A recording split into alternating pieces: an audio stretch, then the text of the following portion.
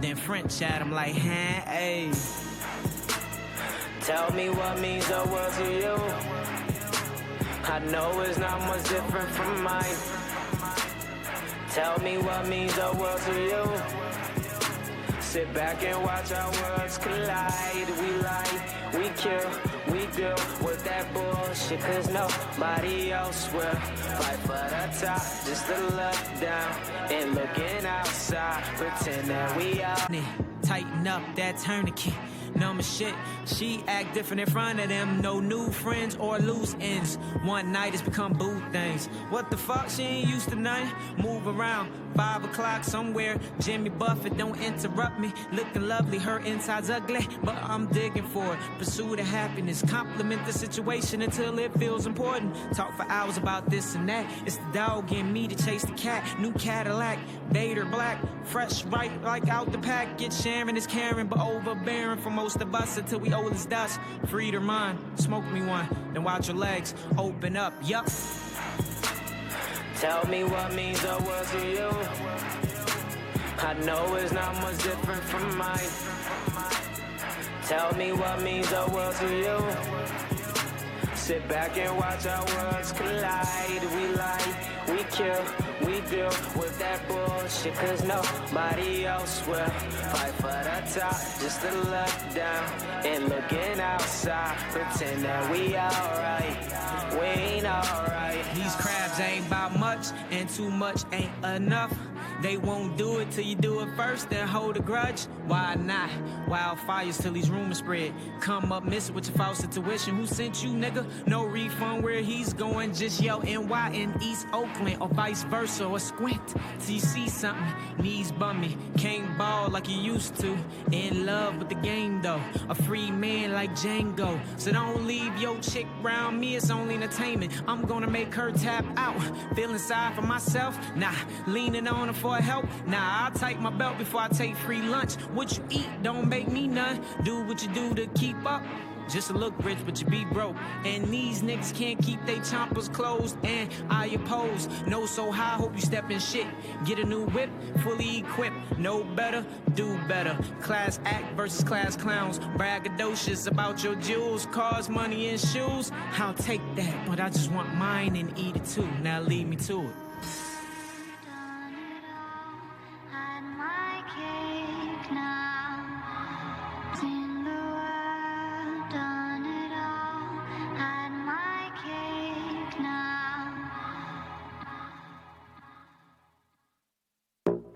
Mr. President, I would like to congratulate you on a successful troll operation on the fake news media. It was quite comical, and us veterans and the military community think you did a fantastic job calling it like you see it, because you're right, those places are a shithole. True words from a genius. Grab her by the pussy, gotta call it like you see it. Yeah. Why they acting all squeamish? You're right, that place is a shithole. What about North Korea? They call it diarrhea. Same thing with Tanzania. Bet $1 million, they called it a shithole. Sir, I need to bring to your attention that everybody in the military community, excluding the Air Force, has been stationed in a shithole. Go. Fort Rucker is a shithole. Yes. Redstone is a shithole. Arsenal, McClellan, a shithole. If you roll tide, go die, you're a shithole. Fort Wainwright, you're a shithole. Fort Richardson, you're a shithole. I don't know what I've been told, but Eskimo pussy tastes like a shithole. Fort Irwin, I got a question. Since you guys are the capital of homosexuality, do you have a blown out shithole? Fort Carson, you're a shithole. Rocky Mountain, Arsenal, shithole. Fort McNair, you're a shithole. Stewart, Gordon, Benning, shithole. Airbar, Rock Island, you're a shithole. Leavenworth, you're a shithole. Fort Riley, you're a shithole. Fort Campbell, Fort Knox, you're a shithole. Went on a rotation down to Camp Shelby, Mississippi, and I learned how to dip some shithole. Fort Hood up to no good. Goddamn, I don't want to get killed in that shithole. Mr. President, I just gotta tell you, if you are stationed at Fort Hood, you are put into the gang MS-13 and you smuggle cocaine. About to smuggle. Listen up, this ain't no joke. Worst place in the world is Fort Polk. Yep. Shithole to the 10th degree. Shithole for you and me. Fort Polk is awful. Bad. I think it's worse than a shithole. It's a blue waffle. It really blows dogs for quarters. It is the Lord of the shitholes. Mr. Lord Trump of Almighties, can you please take your Moab or whatever the fuck you got and blow Fort Polk right the fuck up? What the fuck do we have to do to get on the level with the goddamn Air Force? Do we suck penises for that? I mean, we are the stool sample of the fucking military. God damn, we are the fecal matter fanatics. Fantastic. I want to tell you all a story. A story of when I was dating this girl. I don't know, maybe back 2007-ish time frame, before I had met my wife. I was going down on her, I was going to Munchtown, mom, I like to eat the poutang, every now and then, but, I'm getting down in it, and she's enjoying it because, you can hear it. You can honestly hear it, it's not like, oh, I'm doing something wrong, blah, blah, blah. No, there's a sound that's made. But I'm getting into it, and I know it's about to get to that point in time, and, I'm like, and all of a sudden I hear,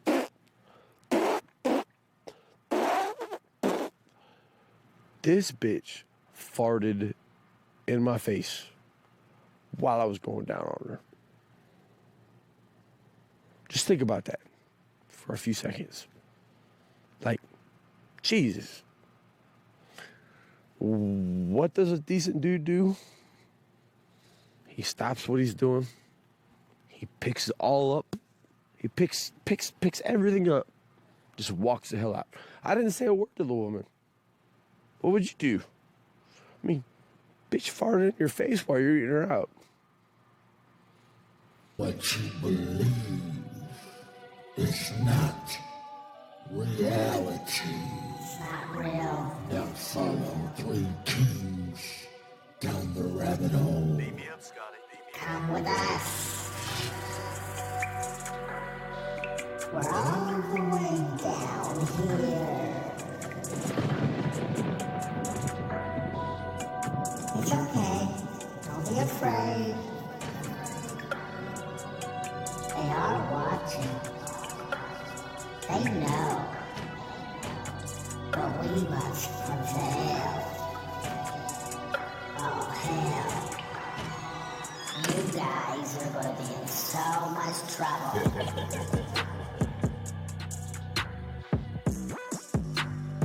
Hello, everybody.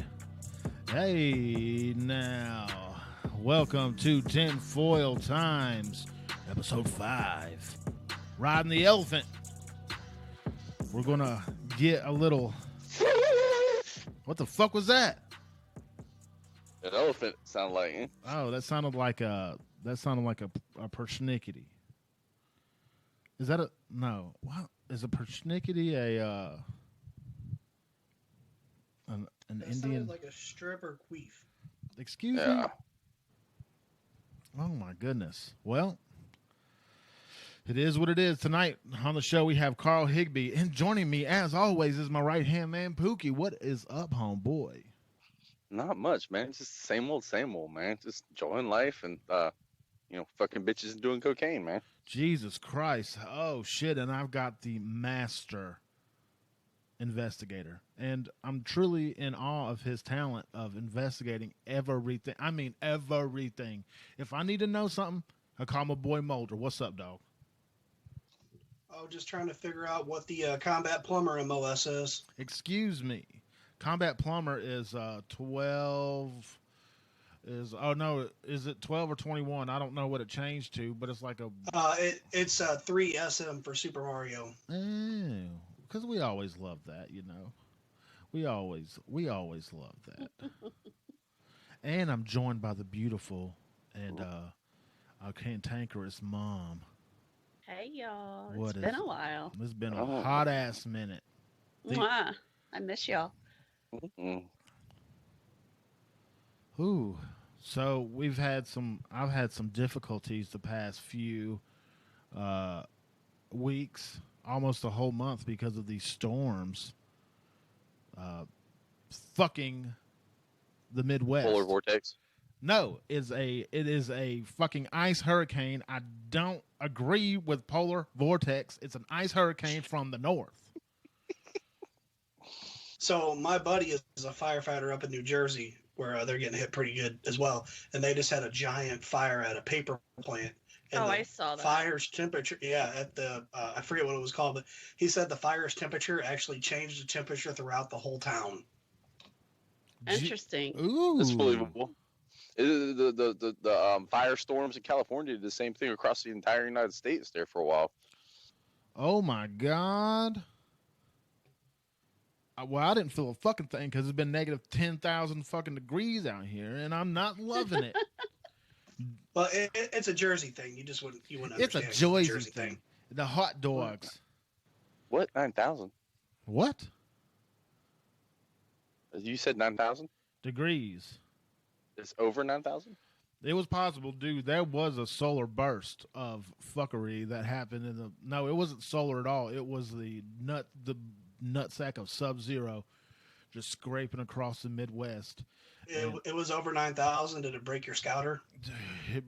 Dude, it broke it straight The up balls, on my eye. the balls were inert. Can everybody hear me? The dragon's balls were all shriveled up. Yes. I think everybody can hear me on Facebook land. I'm pretty positive everybody can hear me on Facebook land. Yeah, they are. Okay, it's working. Huh, shit. Anyway, so tonight we got Carl Higbee on, and everybody knows well, not everybody hates Carl Higbee, just the left and the blue people hate fucking Carl Higbee, the Smurfs, the snowflakes. The sheeples. They give him so much shit. And Oh, yeah, they do. I think it's beautiful. I like that.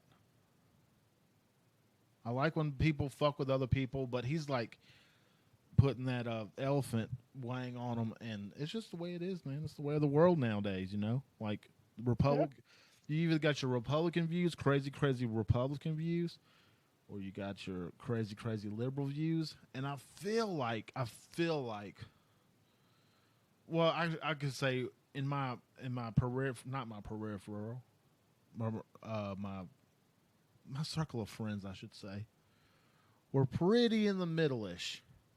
And if you want, you know me. If you want to be honest, we lean to the left mostly, but not Majority of us, I'd say. I mean, I'm far right. Fuck the government. Fuck taxation. Taxation is theft. I voted for Hillary only because I don't want her hit squads to come after me for what I know. Yeah. You do know a lot, my friend. Dude, plethora of knowledge. Plethora. This huge. whole It's huge. this whole thing with, okay, I want to speak on it, and I'm just going to say fuck it. I can't wait till Carl lets me know what he thinks, but I think I know what he thinks. I think I know because he's staunch right. I can't say like. He's a true conservative. He don't look at it Republican or Democrat. He looks at it as liberals, conservatives. He's a true conservative. I'm about to say a few things about this abortion thing, and if I piss you off, I'll piss you off. If I don't, whatever. This is how I look at it. I don't know when fucking life starts. I don't think anybody truly fucking does. I don't think anybody truly does. But I know when my son Jace was born, he was 4 months early. He was 1 pound, 5 ounces. He was within a week of being dead. Like it was that magical moment when a baby becomes a fucking baby and they can sustain life and there was complications with the pregnancy, and he came out 4 months fucking early, and they put him in the NICU for 5 months. Now, at 4 months early, 1 pound 5 ounces, he fucking lived. He's 5 years old now. He's a huge monster child. Now, the doctor did come up to me and said, hey, your wife or your son's going to die today. I'll never forget that. I literally have that recorded on my phone. I had my phone recording while she said that shit. I had the great mind to think of that because I wanted to make a song out of it. But he lived at that early of a gestation with help from the NICU. Now, before that, the NICU couldn't have done shit. 1 week, one fucking week. If he would have came 1 week earlier, the NICU couldn't have done shit. The medical term is viability, once the fetus becomes viable outside the womb. I don't know how to use big words.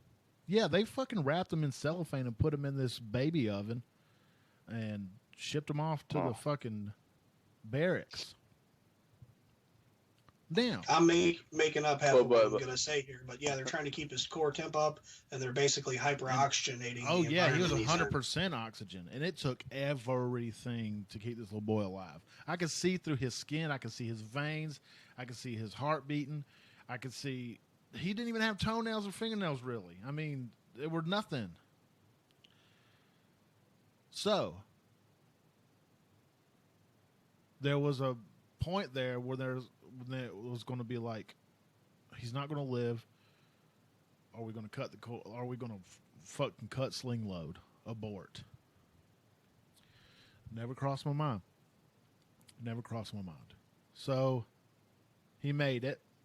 He doesn't have any issues mentally or anything like that. I'm not a religious dude, but he's a miracle baby. And I got to give a shout out to all the NICUs and all the fucking pediatric nurses and doctors and the March of Dimes and all those folks, man. Like, and the Ronald McDonald House, shout out, you know what I'm saying? They're the best. They single-handedly saved my son's life. Now, using abortion as a contraception, I don't agree. Totally bullshit. Totally bullshit. Aborting a baby, I don't know what the law says. I don't know what the law says. As in nationally or well, state or state? what the Republic or the Democrats just fucking dropped this abortion thing. Now they're saying it could be a day. The New York, Virginia passed one too, didn't they? I think so. So it's something like to the day of. Infanticide, pretty much. That baby could come out and be good to go. G2G, good to go. Without any NICU help. Viable. I'm pulling it up right now to read it as it was passed without the spin that the news puts on it. So give me a couple minutes and I'll have a breakdown. And that's all I've heard is the spin on it. I'll throw my 2 cents on this shit. Hit it. My big tinfoil time shit. I saw that picture of with Celine Dion looking all wrinkly and whatever it is, and she wasn't really that big of a star, and you know that adrenochrome shortage is coming down, man. And if you look at what the price of the fetal organs and shit are on the black market right now, it's ridiculous. They want this to happen to make money. They want this shit to happen so they can get their little adrenochrome to stay young forever kind of shit. There's actually a thing right now where I think it's in California, where you can go buy the blood of teenagers for transfusion. So they take your blood out and reinfuse you with young blood, which is idiotic because it actually does nothing scientifically because your blood is constantly breaking down and being reformed. So you dumping, 2 liters, 2 units of teenage blood in your body is doing exactly fuck all, because your body's going to just process that out in like a couple hours and create new blood. They're making true blood. Yeah, you look at the party that's so against the wall because of all the human trafficking going on is the same party that wants this, like infanticide going on, pretty much. I thought, I had this fleeting thought, like, it goes along with what you're saying, is like, I truly kind of thought that they're doing this to get rid of all the Mexican babies. I really fucking thought that. I was like, maybe. Do you want my opinion on it? Sure. You're a mom. You've given birth to 2 assholes. I've had 3 pregnancies, and technically I've had 1 abortion. Technically, medically, in medical terms. So between Nathan and Audrey, I was pregnant. I had a fetus. It would not have been viable outside of the womb of your body at all. If it wasn't for me having a miscarriage, and of course the medical term is spontaneous abortion of the body. That is what a miscarriage is. It's literally your own body having an abortion. It's just hitting delete. If my body would not have done that, I would have to have, like with these laws, after X amount of weeks, I would have to carry that full term. A dead baby? Pretty much. That won't grow anymore. Which could have set her up for septic shock and a whole bunch of other stuff. Exactly. And y'all know I already have my other medical shit going on. So basically, I would be putting my own life on the line just to carry this clump of cells. I'd hate to call it that way, and some people might misconstrue what I'm saying here, because essentially that's what I had going on, to appease the laws. So what I've gathered from this whole New York law, it's not about up until, okay, you know what, I'm 8 months, I'm 40, almost 40 weeks pregnant, I don't want this kid, I'm going to abort it. It's not about that. I didn't think it is literally about women like who have these babies and it's obvious, like they're missing parts of their brains or other organs where they will not survive outside the so they won't be a viable baby. Pretty much. That is but doesn't that carry over to like my child has Down syndrome, I'm going to abort it because I don't want a child with Down syndrome? Well, Here's exactly what the New York law says. Okay. A doctor who is acting under their scope of practice may perform an abortion when, according to their reasonable and good faith professional judgment based on the facts of the patient's case, the patient is within 24 weeks from the commencement of pregnancy, or there is an absence of fetal viability, or the abortion is necessary to protect the patient's life or health. Okay, then that makes sense. Now Fox is on their side saying, Jesus loves me, this I know, abort that baby so we can go. And like, there you go. That's why I don't listen to Fox. I got to at work. But so they're like fucking fratricide or whatever aside is babicide or fucking infanticide. And so are most conservatives. They're acting like you can just carry this baby up to 39 weeks. Like, well, I don't want it anymore, so let's just fucking euthanize it. Yeah, so if I'm a dummy... That's what it sounded like on the media. That's what I've been hearing. Yeah. I shut this shit down because this is a debate I don't like to get into. No, and I understand that nobody does. But when it comes to like, and I don't want to put it, this way, guys, but like, and what Jay said earlier about his son, that's awesome. That's great. And a lot of times women that have to make these decisions at that point, they don't want to, they wanted that baby. They try to carry that baby as long as they have. However, they're heartbroken to have to make that decision. It's not like they don't want those babies. Like, it's not like when I had mine, it's not like I didn't want that baby. I felt so fucking guilty for a long time after that. I did. I felt really guilty. I had to come to terms it was not my fault. But like it's a gray line. It's a gray area. And like, when a woman has medical issues, and it's not like they're going to abort the baby because they have medical issues. Most of the times they will deliver and have the baby. However, it's such a gray area, and none of us know. None of us know until we've been there. I don't think it's a gray area. I got a percentage from the doctor, how the percentage, and I was like, is he going to live? Can he live? Can he live a normal life? They said he might have some mental problems. So I'm like, I don't give a fuck about that. Can he live? And they said, yeah, if we can get him out right now, he can fucking live. And we'll do our best to get him going. And I don't think a lot of people look at that. Are they going to have? They're still going to have the child. I really do think the parent is still going to have the child.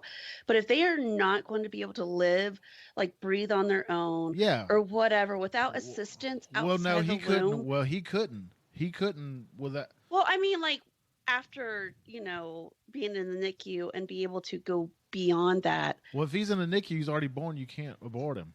Well, after he reaches maximum medical improvement as far as internally his infant state, is what you're saying. Of once they do everything they possibly can for him, and he comes out of the hospital, is he going to have a normal life, or is he going to be fucked up? Is he going to be miserable? Yeah. So, like, that was my question to the doctor. I mean, I didn't give a shit if he had like retardation. I didn't give a fuck if he had some kind of arm missing.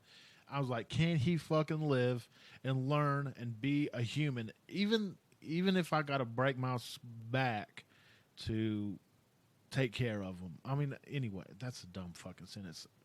Being a parent of a mentally challenged or physically challenged person, and he would have quality of life, but if he was like half brain missing and stuff, but we're talking about in womb. What if they could guarantee you that he would grow up liking the Kardashians? I'd be cool with it. Fuck it.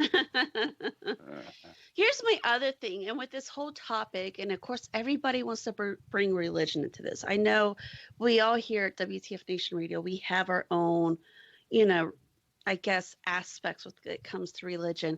For me, it pisses me off the most when Christians try to push their fucking religion onto somebody about abortion. Like you're disrupting God's will and all that other bullshit. Like, really, fuck off. I'm just making that statement right now. I mean, I like when they use that I'm a Christian as a catch-all for I'm not an asshole. This is my belief. Like, say a dude that maybe has domestic violence felonies, but then he says, I'm not a bad guy. I'm a Christian. No, you're still a bad guy. Right? Oh my God, that cracks me up. I've raped 27 women and I went to prison for it, but I found God behind these bars, and now I'm just going to go to Jesus and hopefully. No. He found Jesus, and Jesus was the one punching his butthole in. Oh, I thought you meant Jesus raped him in jail. Jesus. Yes. Yeah. Jesus raped him in prison. That's what we're getting. And he gave me a book. A book of lies. Hail Satan. Yeah, to bite. He gave you a book to bite down on because he was going in dry. Dude, I'm with this whole fucking thing. Like, I got an idea about where Carl's going to be. Maybe I might be wrong or whatever, but I don't think there's any convincing you can do on my part if I'm just going with the Fox News hardcore conservative narrative on it. I've always been a believer of. It's a woman's body. You do what the fuck you want to do. You just can't be welfaring your body out. You can't be using this shit as contraception. It's got to be a really medical thing going down with it. And it's got to be at the recommendation of a doctor. I think if you fucked up and got pregnant or whatever, had that baby put up for adoption, there is families out there that'll take the baby for sure. But definitely, there's millions of families that would love to this is my opinion, but take up a child. They can't have children. They would love to adopt a child. But here's the gray area on that. With adoption in the United States, it's hard. It is hard to adopt in the United States. It's actually probably harder than immigration at that point. It should be. Exactly. It should not be. Why shouldn't be at all. Why not? I don't want fucking Veronica over here adopting 17 fucking kids so she can just get a check and and abuse all these fucking babies. That's just kind of shit happens. No, I totally agree. The pedophile shouldn't be able to fucking adopt kids either. Yeah. I agree with but that. I There should be a background check. There needs to be a method and all that stuff. Cowboys fans shouldn't be allowed to adopt children. Jesus. There you or go. Patriots fans. Tony Romo is a better announcer than he was a football player. Anyway, look. Oh, and this Super Bowl, fuck it. Boycott. Who's watching? Yeah, Not. I'm totally done. The Patriots. This is what the 6th Super Bowl, if I'm correct. Look, that they've drive. been in. Look, I will say this. Bullshit calls aside, that drive when that coin toss went to fucking Patriots against the Chiefs, I knew it right then. I was like, Oh, I knew. yeah, Brady's going to do what Brady fucking does and destroy. And that's what he fucking does. He's the most clutch player there ever was. I'll give Brady all his props, dude. He's a beast and he knows his shit and his team is locked in and always has been. So And the Chiefs' defense at that point was toast. They were tired. You could tell. Like I always say, if you ain't cheating, you ain't winning. I don't think he was cheating. I don't think he was cheating. I just think Tom Brady's amazing, and I know he's going to win a Super Bowl because fuck the Rams and fuck the NFL referees. Saints got robbed. Holly Lean said, "I just want to see the halftime show." You know, I said, "Fuck a halftime show." Who is playing? Since before, after the nipple incident. Who is After that? Who is playing in the halftime this year? I honestly don't. Maroon 5. I don't care. And There some you go. hip hop person and someone else. There you go. There goes the show. It's not going to mount up to what Justin Timberlake did and Lady Gaga. Lady Gaga was This a is satanic Justin ritual. Timberlake and Janet Jackson. Yeah. Oh, years ago with this. Yeah, the we were nipple slip, and then kids. he did it. Nipple slip. No, that wasn't a kid, man. I was a damn near man at that point. How old were we? Probably Old about enough to work at TiVo. 18, 19 years What old year at was that point, that? I think. What year I was think it was that? probably older than that. I think I was a kid, man. I think it was before 2000. Or No, it wasn't. It was after. No, Was it? no, it was after 9/11. Rest in peace. Oh. Structures still don't melt like that. Keith Urban? Then I really don't give a fuck. Okay. Fuck Keith Urban. Faruq Maroon 5. Faruq. Can you even have time? No, last year. It was Justin 2004 Timberlake when she popped her titty out. Oh, then I was a man. That was a dark nipple with that and with that crazy titty piercing. That was a conspiracy in itself. She wanted it. It was like a It sun. looked like the German Black Sun Society symbol. Yeah, it did. It sure did. Illuminati. Well, you know they killed Michael Jackson Yeah. because they gave him that propofol nap. Yep. Jake Ford says, "Oh, popping her titties out. We need more of that. Just thought Lady Gaga was going to hook that up. Look, Lady Gaga got topless on her documentary on Netflix, and it was, yeah, Yes. yeah. She got some nice Was it? Yeah. It was. So I was always pictured it just being like Madonna's titties. Like, No. nah. No. They are perfect. But think about Madonna's titties now. I bet they look like two over medium eggs nailed to a wall. I bet you they look proper, super proper, because she got all that whatever shoved into them. She's doing all that All the plastic. adrenochrome, and she's got plastics, and yeah, Madonna ain't wrinkling up, son. Are you kidding me? She's tighter than a fucking snare drum. Yeah, with help. Of course, yeah. Oh, yeah. She's not pretty, and she's not doing the damn thing. She's old as sin, but she's been hitting that Botox? That Botox hard. She's been hitting it hard, bro. Yeah, but I'm willing to bet that snatch looks like a beat up catcher's mitt with 3 mouthfuls of bubble gum shoved into it. Or Arby's beef cheddar sandwich. That's what I was gonna say too, Pookie. I bet it looks like a dream. I bet you it looks just like 1986. Like a virgin touched for the very first time.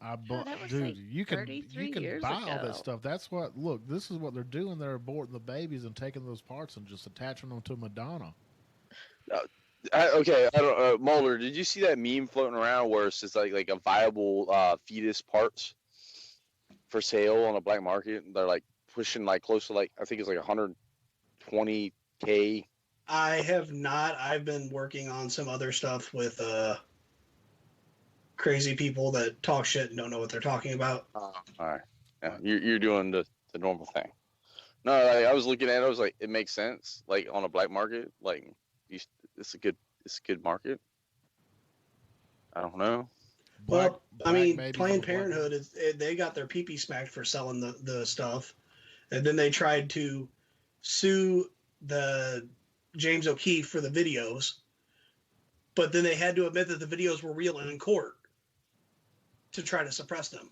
Because first they kept saying they were doctored and they were edited, but then in their court case they had to admit, though they weren't doctored, no, they weren't edited, but they represent a severe harm to their business and brand.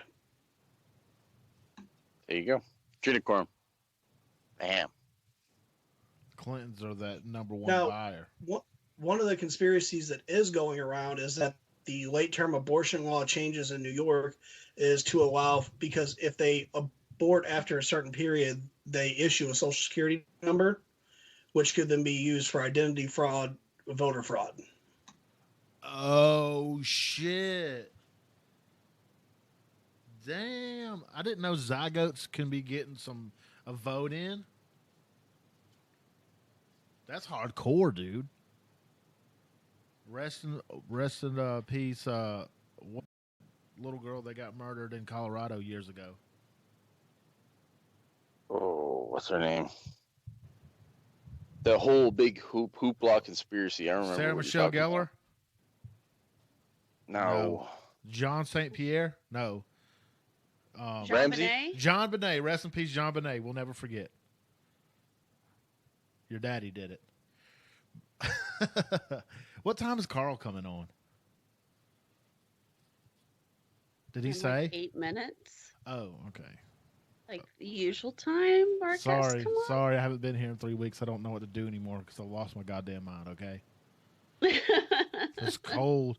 I've been on I ice. forgive you. I just got out of cryogenic therapy for 3 weeks because the North Pole decided to shit in the Midwest.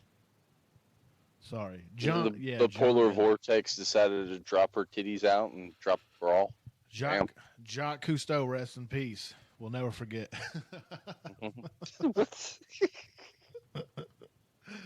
Oh man, that was a conspiracy too. He's been sucking down all that quote unquote oxygen under the ocean. Mm-hmm. Never forget. Man, you know that dude has seen some shit that would blow our minds with how much time he spent underwater. Yeah, basically he is Aquaman. Basically. Now I'm just gonna come out and say it. What? Gonna come out and say it. I'm not gay, but I'd go gay for Aquaman, Jason Momoa. Yeah, exactly, dude. Look, women do not give a flying 3 fucks about superhero movies, but they give a shit about Aquaman now? Get the fuck out of here. I still don't care. Whatever, you would rub that dude coconut is in oil. such shape. I bet his dick has abs. Mom, you would rub lotions and salves and feed him daiquiris and shit and rub it all. And Spanky, are you kidding me? No, like everybody keeps tagging me and shit with Jason Mimosa. And that's a drink. It's Momoa. Get it right. No, I'm calling him Mimosa. No, he is not a morning drink. Because she wants to drink him. Yeah, no, she wants to not at taste his. Anyways, to desire. me, I don't know. He just doesn't do it for me. I'd rather have somebody with a dad bod. Are you fucking cereal? Hey, girl, hey. Cereal right now. Hey, girl, hey. You got a beer belly. Ooh. I got a dad bod. I'm built like one of the dwarfs from Lord of the Rings. Jake Ford, Gimli. Jake Ford, he definitely saw underwater UFOs. Definitely. I'm not going to say, the underwater testing center near Roosevelt Roads, but I'm going to say the underwater testing center near Roosevelt Roads. How else you think they're going to fucking get Legolas in a fucking submarine? I was way off. Leonidas. Did you see that new movie called Hunter Killer?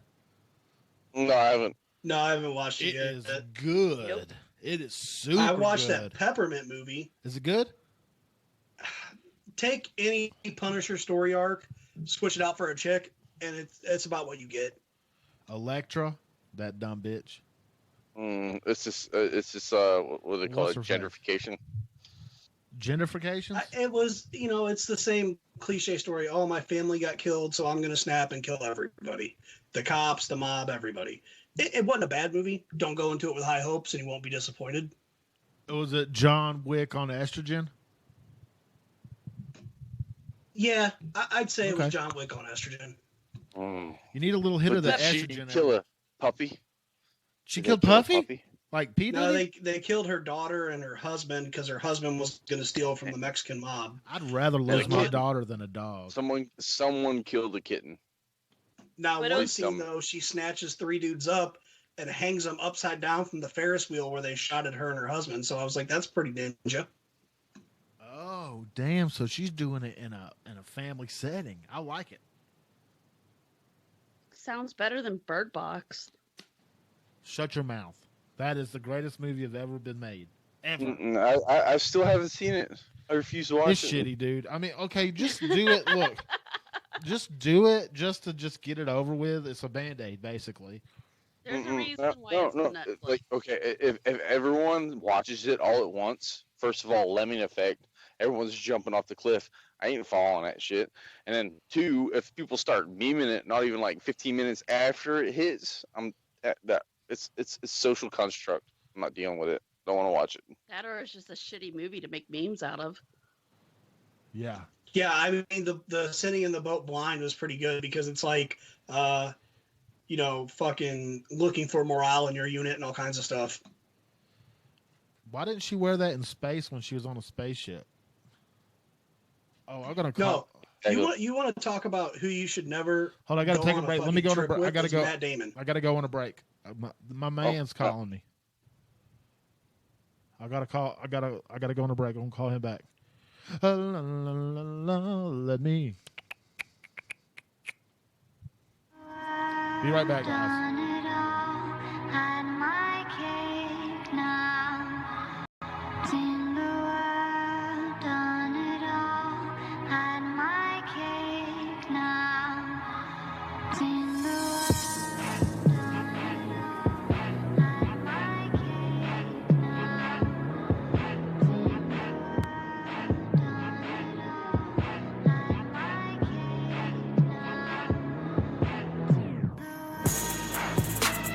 Tell me what means the world to you.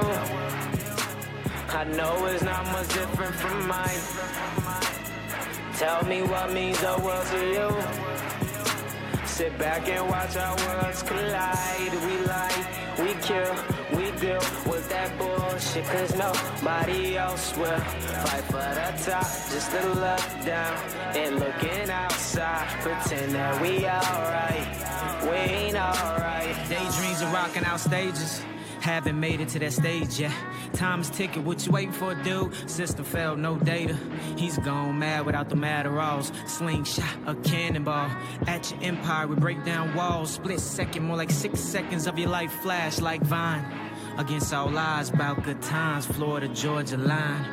Is this real? Of course it is. No women or kids, no women or kids. Try to put your paws on me. Better hope all dogs go to heaven. Fuck it, that's on him. Fuck it, don't pull out. Give up quick, not at all. Fuck it, like it's your job. In no position to challenge my expertise. So let me be with an extra B, bruh.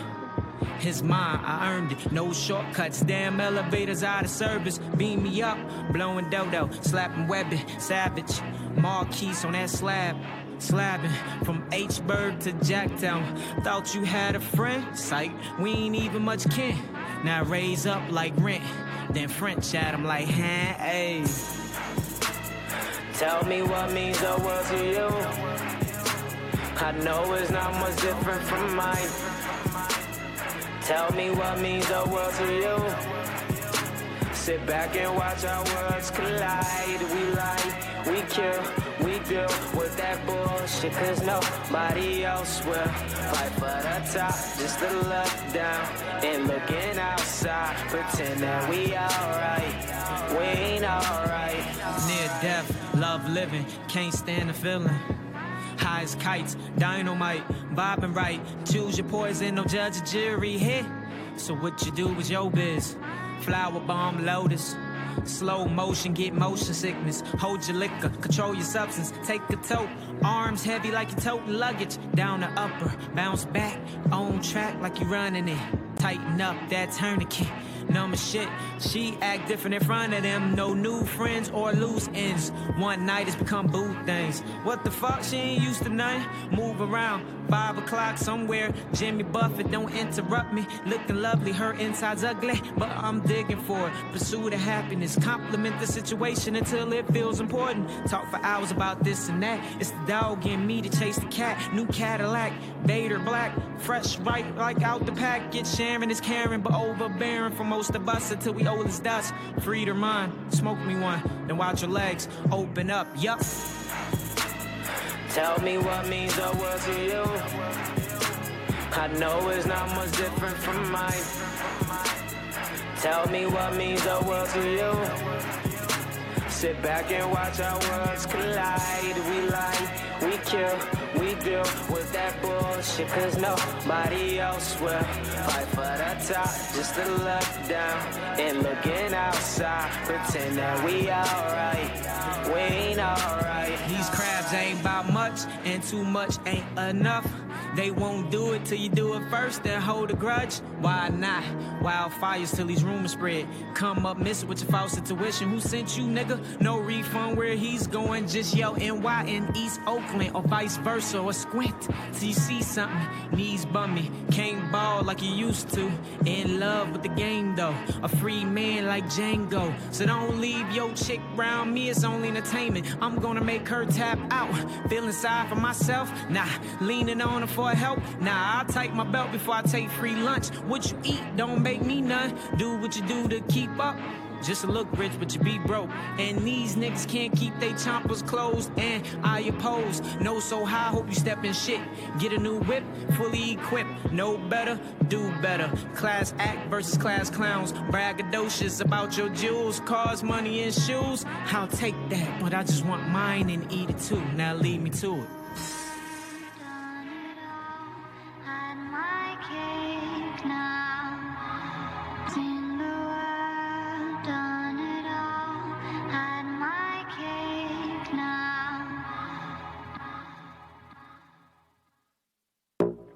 Mr. President, I would like to congratulate you on a successful troll operation on the fake news media. It was quite comical, and us veterans and the military community think what you believe is not reality. It's not real. Now follow 3 kings down the rabbit hole. Beam me up, Scotty. Come with us. We're all the way down here. It's okay. Don't be afraid. They are watching. They know. But we must prevail. Oh, hell. You guys are going to be in so much trouble.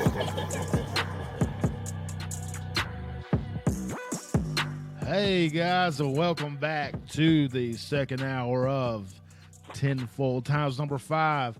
And tonight we got our guest Carl Higbee. What's up, sir? Hey man, what's going on? Thanks for having me.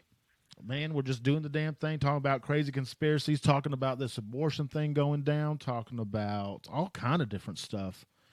And we're confused about a lot of things. We try to watch one news station and watch the other, and we're just fucking confused, man. And we don't know what's going on. We try to make sense of it, not happening. Oh, like with the governor from Virginia, that's something else. Yeah, all of it smells, man. It's the Republican Party is going crazy now. The Democratic Party's imploding, and we're watching it, but I can't make any sense of it.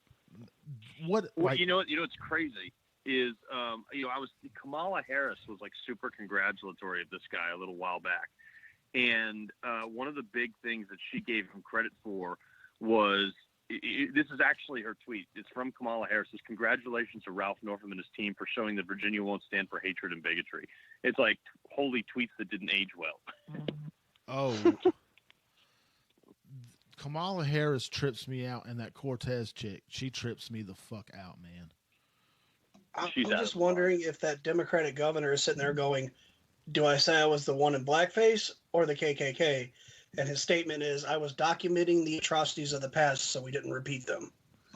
You know what? Here's the thing, too, is he could have, this is the whole thing about this, is he could have played this thing totally different. And this is why normal people just hate politicians, is because he could have been like, yeah, look, I went, and first off, like, I'm all for removing Democratic people from office. Like, I'm fine with them asking him to resign. But, like, let's like take a step back from the emotional, moral outrage here and just think about this for a second. Like, has he actually done anything racist in the last, 4 decades? Like, probably not. He ran a campaign against racism, and we all know Democrats use that as a division tactic. But at the end of the day, like, the guy's not out there advocating for the KKK. And, like, I'm not defending the guy because I don't really like to defend Democrats because they just do so much bad stuff for them on their own. But, I mean, really, like, if he was a smart guy, he would have been like, yeah, I dressed up as this and blackface to show that, we could get along. And it was a Halloween gig. And, like, he could have spun that, and he didn't. And now he's not going to resign, he says. But I don't know, man. I mean, I think the whole thing, like, this whole culture that we're in now just gets everybody's getting way out of control, which is, like, part of the reason why I came on tonight and talk about that stuff. Well, let's get identity politics 101, man. Let's hear it, man. Yeah. It's fucking virtue signaling, man. Everybody wants to be I want to be right about everything. And now that I know that you put blackface on it, I'm going to bring it out to the world, and I'm going to destroy your whole fucking career because of blackface. Oh my exactly. God. Jesus Christ, get a hold of yourself. Can we talk about the Wayans Brothers movie White Girls then? Oh, yeah. Exactly. Isn't it White Chicks? Is that the one with Terry Crews? Yeah. White Chicks. I'm sorry. My bad. White Take Chicks. it way downtown. I was just about to say that. That's a great song. That's a great ass movie too. And I don't get butthurt over comedy. Comedy is comedy. And I think right now, everything's so politically correct, and comedy is the most dangerous thing you can do now, because to me, honestly, if you do racist humor and stuff like that, I find it hilarious because I'm just not a dick about things. And I'm always going to be like that. But that's the thing, is like 98%, I should say, 90% of society is like, they don't have, like, they're not morally outraged. Like, these people must be so, like, these snowflakes must be so exhausted from being outraged all the time. I don't get it. Like, there's a guy in my hometown, Sandy Litvack. He was, he was actually one of the attorneys. I think he was the general counsel at the time Harvey Weinstein was settling a lot of these lawsuit settlements. So, like, spare me the high class morality that you claim to have. But he wrote this op-ed about me the other day in the local paper, basically saying I'm such a terrible person. And I was just like, look at this guy. He went through my social media and found this sign. My neighbor is an idiot, and she didn't like my red pickup truck that's in the driveway. She says it's visually offensive, which is typical, like, uppity, waspy Greenwich person to say. And so I put a sign on my back porch that said, "You're the worst neighbor ever," with 2 poop emojis on it. And I put it up on Instagram because it was funny. Most people find that funny. And, and it was like a simple attempt at humor to, like, de-escalate the situation. Because she was going, the whole neighborhood hates her. She's out of her mind. And so I was like, look, let me just kind of nip this one in the bud and just do something funny that hopefully, and it did de-escalate the situation. And he was like, this guy is so out of line. I'm like, you're too busy being angry and a stick in the mud to have a sense of humor about freaking anything, man. And that's what's killing us. Carl, well, if we could bring the movie Blazing Saddles back today, imagine the outrage. Oh my God. Yeah, exactly. I watched it twice. Movie, and at the time, it was like one of the funniest movies ever made at the time. Because everybody got made fun of. Nobody was immune to it, and it was a great movie. Mel Brooks is a legend. Where are all the white women at? Exactly. Yeah, exactly. And they're all like, and now everybody's like up in arms about stuff like that. It's just crazy to me. It is a crisis of culture. It's so stupid. It's retarded. And I say retarded as in retarded. These people are slow. And no, you're using it correctly. They are stopping us from advancing. They are retarding the situation. They're holding it back. So they are in fact retarded. Fire retarded material stops fire. Yeah. So let's talk about your book. Yeah, wrote another one of those. I don't know why, but most people, again, still didn't know I could read. I wrote this new book is called Crisis of Culture. And it's something that after I resigned, I mean, you guys are all familiar with that, like in January of 2018, I resigned from my post because guess what? Like I said some stuff. I think one of those radios interviews from like 6 years ago was maybe it wasn't with you guys, but I had said some things on radio that were, coming back from a war zone. I wasn't really caring about who I was offending. And it came out, CNN blew it up, made a bigger story than it should have been. And I had to resign over it. And so I sat down for a while and started writing this book called Crisis of Culture. It's called The subtitle is The Political Battlefield of the New Civil War, which is exactly what we're in. We're in a civil war right now. We're not fighting with guns. We're fighting with words and media and slanderous narratives against people. So after the left literally tried to destroy my life. I mean, my 4-year-old daughter was getting death threats by these liberals that claimed to be the party of tolerance. And I sat down and really took. Oh yeah, exactly. So well, that's 196 trimester abortion. Exactly. Yeah, there you go. I mean, that's exactly. Look, and that's why I'm like, hey, if these Democrats want to abort themselves out of existence, fine, go ahead. I just said, let me take a step back and look at the facts. Remove emotion, remove outrage, remove anything but the facts. So the first chapter is called Battlegrounds. And what it does is it lays out the top 25 most important, or so, I don't remember how many there are exactly, important issues, from gun control to abortion to healthcare to taxes. If you're a conservative, you believe generally this principle. If you're a liberal, you believe generally this principle. And it goes through, and then it shows where we can meet in the middle and where things should land. And it what it does is, sometimes conservatives have to give more, sometimes liberals have to give more. But at the end of the day, we're in this crisis of culture, which is what the book is called, because every side wants to just dig in their heels. Like the left, let's be honest, most people on the left don't want to abort a fetus in the third trimester, but yet they're willing to back legislation for that in order to shove it down the throats of conservatives. That's the only reason they're doing it. They're not doing it because they actually want to. I mean, that's what we're in. But on the other hand, you got Tucker Carlson saying that they're fucking murdering babies a day before their birthday.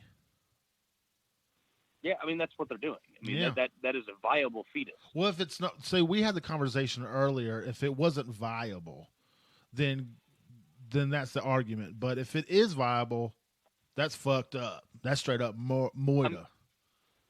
Here's what we need to do on that. And I talk about this in the book too, is like you need to define, like universally define when life begins.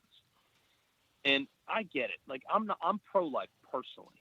However, I believe that there are circumstances that I will never understand, economic reasons, social reasons, whatever reasons, that someone may have the need to abort a fetus. Not in the second or third trimester. Like if you don't know if you're going to abort that baby until like 7 months into the pregnancy, you have real problems. So people know right away whether or not they want to keep that baby or not. Within the first couple weeks if they find out. Like, let's be honest. Yeah. And anybody who says otherwise is full of it. So yeah, I think viability though is the key thing there. Like you could have something happen where 6 months in, something happens with the baby's heart development, and you've lost viability, and there's absolutely nothing they could do. And at that point, it is a medically reasonable procedure to perform because you're running the mom 100%. At risk of shock. Yeah, 100%, dude, 100%. But the issue is like we need a Supreme Court ruling to say like, okay, this is when we believe life begins. I mean, that's what it comes down to, because there's so much argument about when life begins. Because if you like murder a pregnant woman, you get 2 counts of murder. True. But if you abort a fetus one day before the due date in the state of New York, it's just a medical procedure and you're fine. Well, I agree with what you said in your book that we do need to, it needs to be redefined as well as kicking it back to a states' rights issue. The only thing the government should have a say in it is you guys need to vote whether you want it or not. If you refuse to have an election on it, that's not right. Your people need a chance to choose. But other than that, the federal government shouldn't be legislating abortions. 10th Amendment. Yeah, 10th Amendment, man. States' rights. If it, powers not enumerated by the Constitution fall into the states. Like, that is something that is so far past the federal government these days. They regulate everything, and they have no power to do so. And then we, the people, are just so pissed off because no matter who we vote for, until Trump came along, nothing changed. Well, now, I mean, to be fair, with the government shutdown, I got the scuba gear out and went and found all my guns I lost in a boating accident since the ATF wasn't working. Jeez. and That's everything, and everything with anything legislation, anything in the Capitol, anything is just basically a fuck Trump. That's all it is. And it doesn't matter what it is, this or that or this or that. It's all bullshit. And like those Democrats want a fucking wall, and they wouldn't let any Mexican come into their house and fuck their wife and eat their stroganoff. They wouldn't let it happen ever. And they want a wall. I believe that wholeheartedly, but they just want to say fuck Trump more. No, they want walls around their homes. Like Pelosi has a wall. Like Obama has a wall. Biden has walls around their house. What was the news agency that went out and tried to see Obama's house and they couldn't get anywhere near it? Is this a recent thing? Like, I think that might have been that was InfoWars, and Alex Jones still has a restraining order on him again from Obama. Oh, okay. Well, there you go. So much for freedom of the press, right?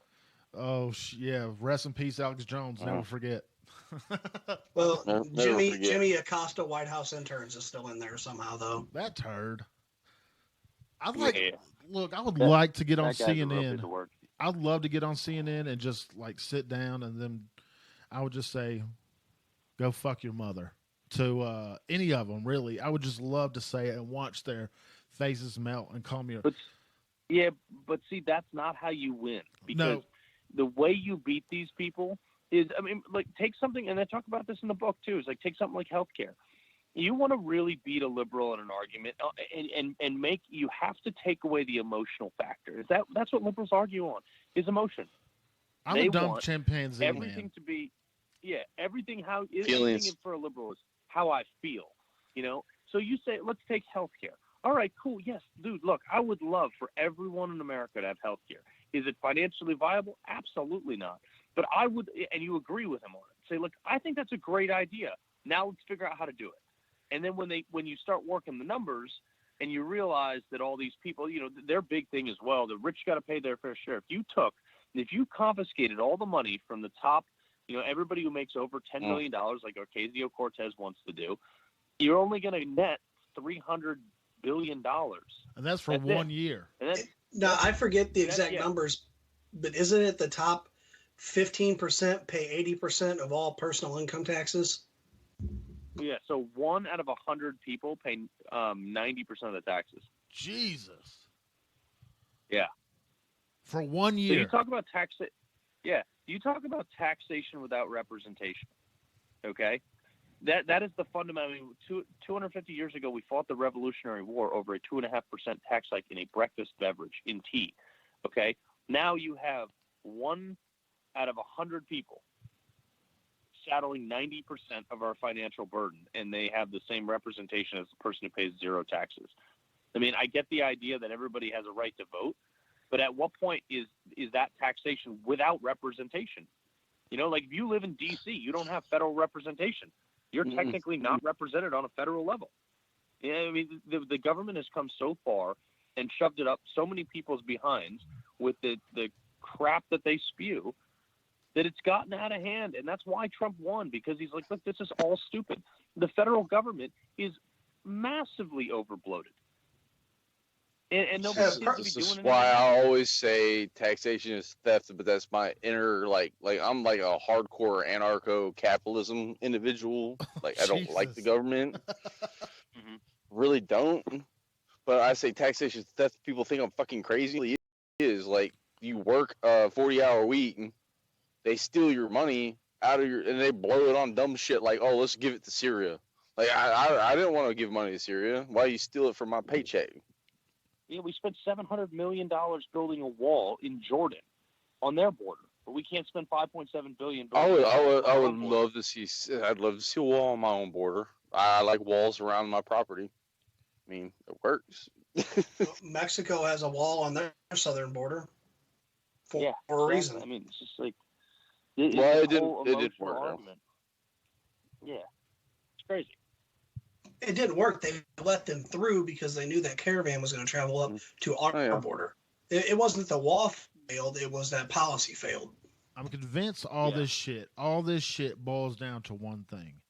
While the news is so crazy right now, and it's just a battle out the yin yang, and it's the Smith-Mundt Act. I'm fucking convinced when Obama repealed that shit that it was let the hounds go. Let's propagandize everything. And that's all we see nowadays. I don't know what's real, what's not. And anything coming out of the, I can't say White House, Congress, fucking Senate, House, it doesn't, I just don't know anymore. Everybody's saying so many different fucking things, and I think that's the way they like it. They want people to be so confused. That's the divisiveness that they want. And I actually think what you mentioned that in your book, didn't you? Divisiveness. Oh yeah, I mean, I totally talk about that. The problem is the left uses divisiveness. The left self-portrays themselves as the beacon and the top of the moral mountain, and they're actually the ones that are the most divisive people in the world.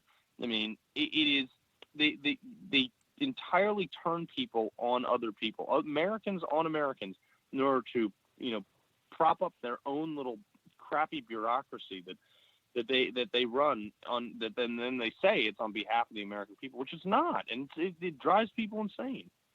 It does. On a separate tangent, I'm flipping through your book here. With the Chamber of Commerce, do you think that their same function could almost be done through business associations where they pay dues rather than a government body? Yeah, I think there's so many things that can be done. I'm like, I want to privatize immigration, to be honest. Like, I really do. I want to have. I'd love to hear this. So check this out. Imagine this, and I don't know, like, this will never happen, let's be honest. But imagine having a privatized company that was incentivized to process applications, maybe approve, maybe deny, but if they were incentivized via a capitalist system that could be funded by the government, okay, you could make it a taxpayer-funded thing, but have an immigrant. If you want to be come to America and immigrate here, there's a fee. Okay, call it 10, call it 25,000, call it some number, okay? And if they can't pay it all right now, they owe it in, per month installments, just like a car payment or something like that. That would fund the immigration system. If they don't pay it, they're sought out and deported. Shit! You have to make. Oh, like the same way you do a car, same way you do a car payment. I like this. Exactly. So think about this. So you could systematically fund a privatized industry. And the reason it makes sense, and the reason I think it was A, constitutional, and B, viable, is because, look, you want to come to our country, you have to show a commitment to our country, and that commitment can initially start off financially. There's a lot of people who don't have 10 or 25,000, so let them pay it off over 5 years, and that would fund the privatization. And when you have a privatized company, they're more efficient. It just is. Like, there is no government agency that is more efficient than the private sector. It's just not. And they can so Switzerland or some European country that is not like part of, like, Germany, they actually, when the refugees would come in, they would take their cell phones, jewelry, anything of value, and put it towards the cost the government would have to provide to get these people set up. Shit. Yeah, I mean, why is it so bad to make it worth it to the host nation to accept more people wanting to come here to make a better way? Because of fees. Well, and the coming in and then ending up on welfare and stuff within the first couple of years. I think there needs to be a definite crackdown on that. If you do manage to get through the citizenship process or a green card or whatever, you need to have a viable skill for the U.S. economy, not to be a drain. You need to be a net positive. Yeah, for like 90% of the world. Have you ever looked at like right around Trump was getting elected, everyone was like, "Oh, I'm going to Canada or I'm going to New Zealand." Have you ever looked at their immigration policies? Oh, they're serious laws. Yeah, you good luck, America. Like, oh, you're an actor. Oh, what are you going to do in New Zealand? You're never going to get a citizenship there. Never. Exactly. Well, the other thing too is you think about this. Like, imagine if we had a system where it actually. I mean, our immigration system is totally broken. Like, it's not. It's extremely poorly run. You know, people immigrate here based on, how long they wait in line and what lawyer they hire. Yeah. What it should be is a merit-based system. Look, if you get a PhD in the United States of America, I don't care if you're from, Mexico, China, India, wherever, I will staple a green card to your diploma because I want you to stay here in the United States of America. The other thing, too, is Trump could win this argument. He'd be like, look, I'm going to offer every single illegal immigrant in the United States, I'm going to offer you amnesty. But you're not eligible to vote for 20 years, and you're not eligible for benefits ever. Yeah, I agree with this. I've been saying this for a while. I agree with you on that 100%.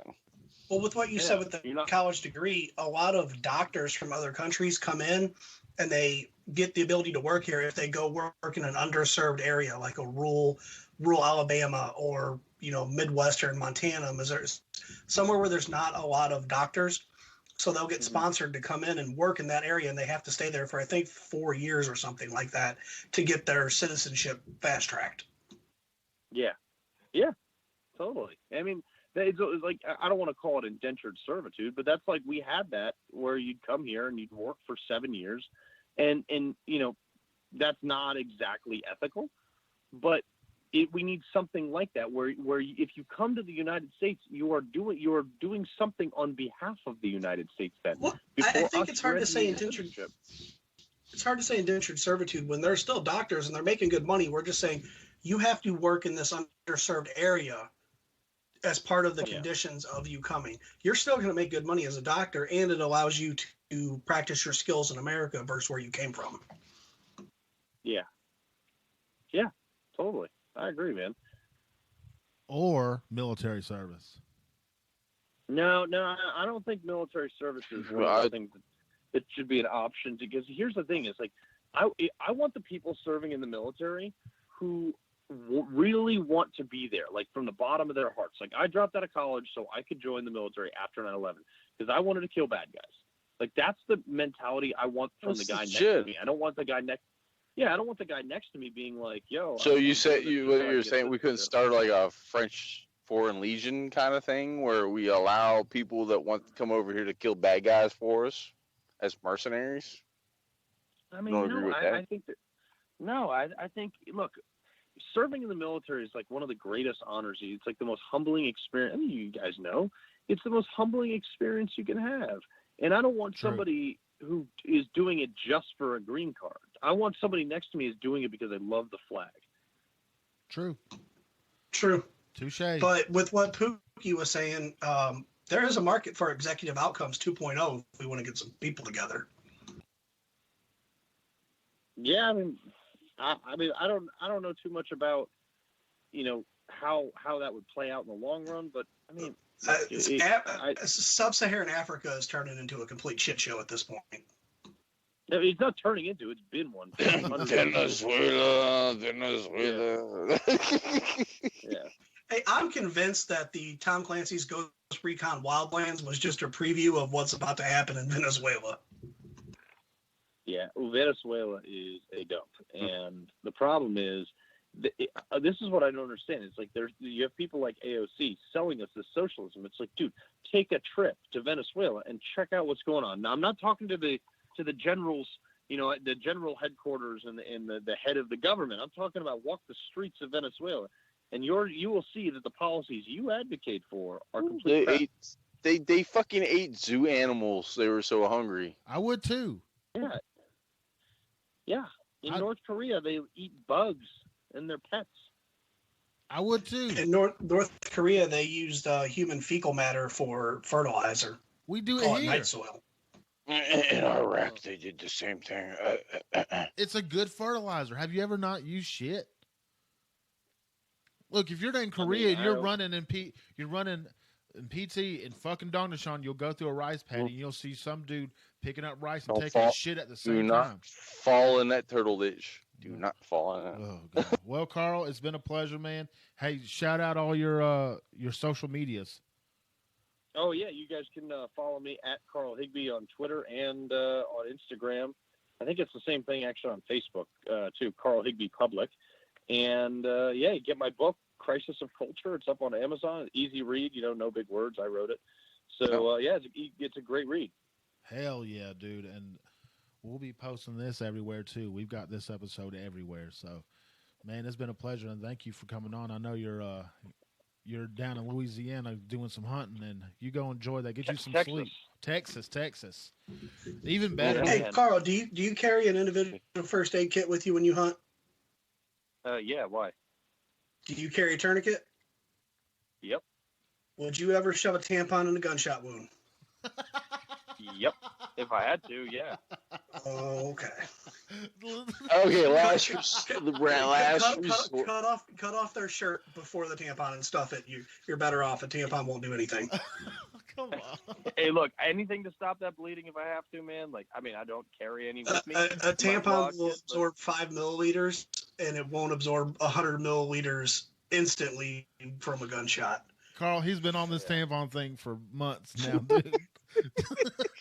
I mean, look, I will use if I am ever unfortunate enough to need to use that domestically on any of my hunting buddies. I mean, I hunt with Dick Cheney, so I'm sure I'll be fine. You're good. But yeah.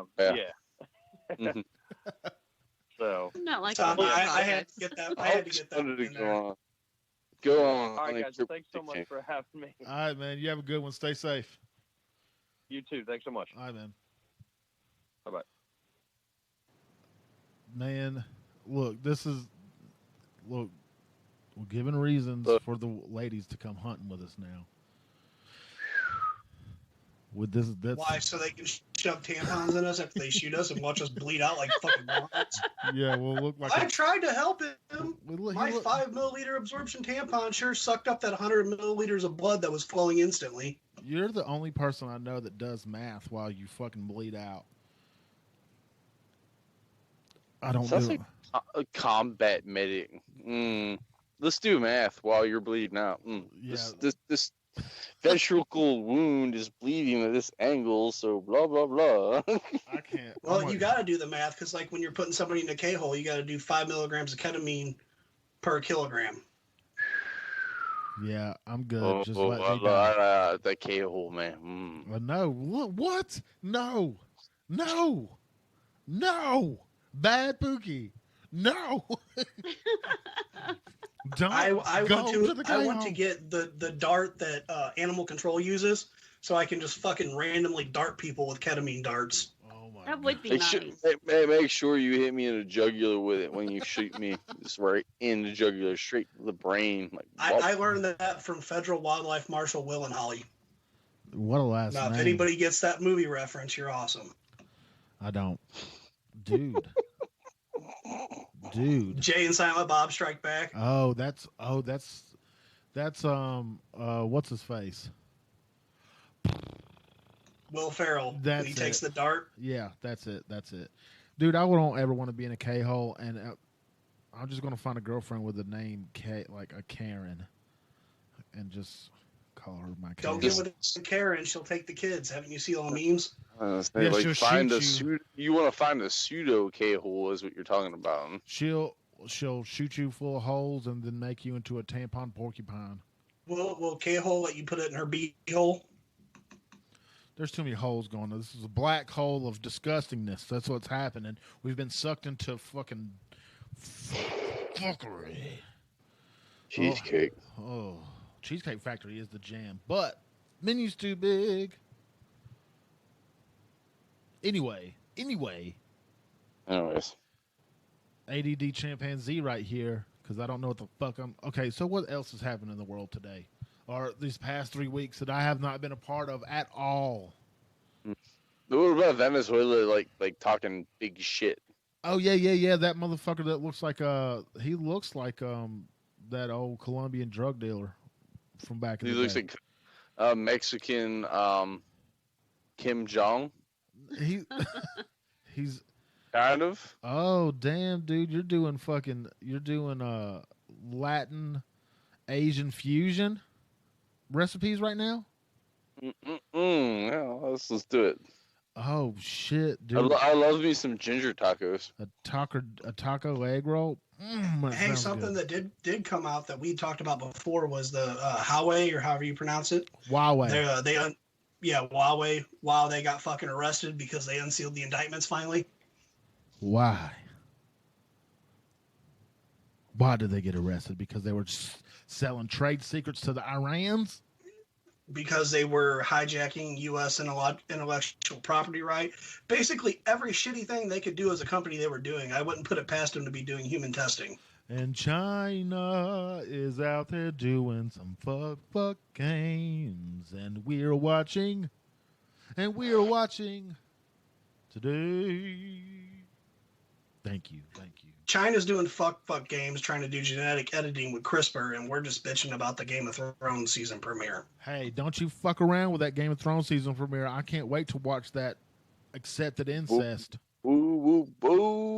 Murder, incest, and child trafficking.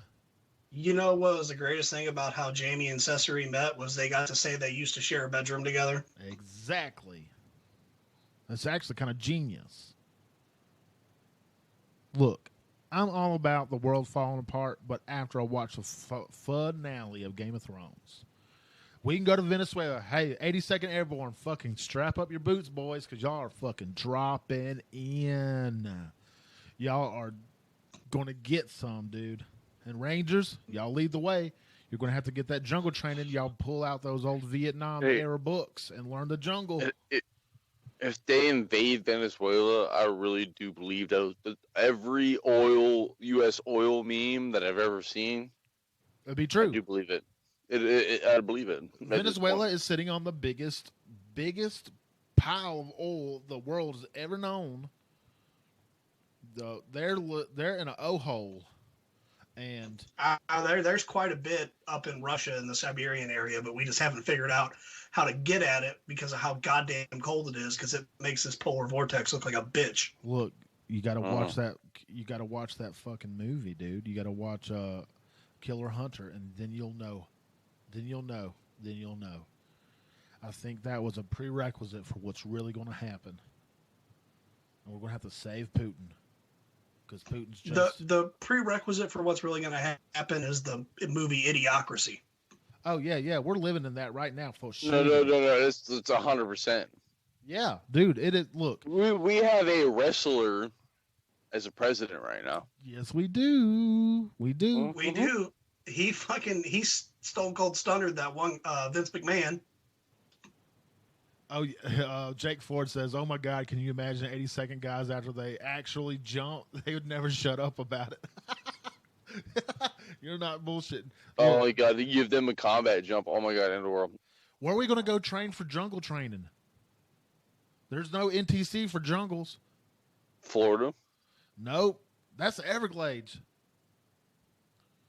That's Close not enough. jungly. It's not jungly enough. I mean, Korea's pretty jungly.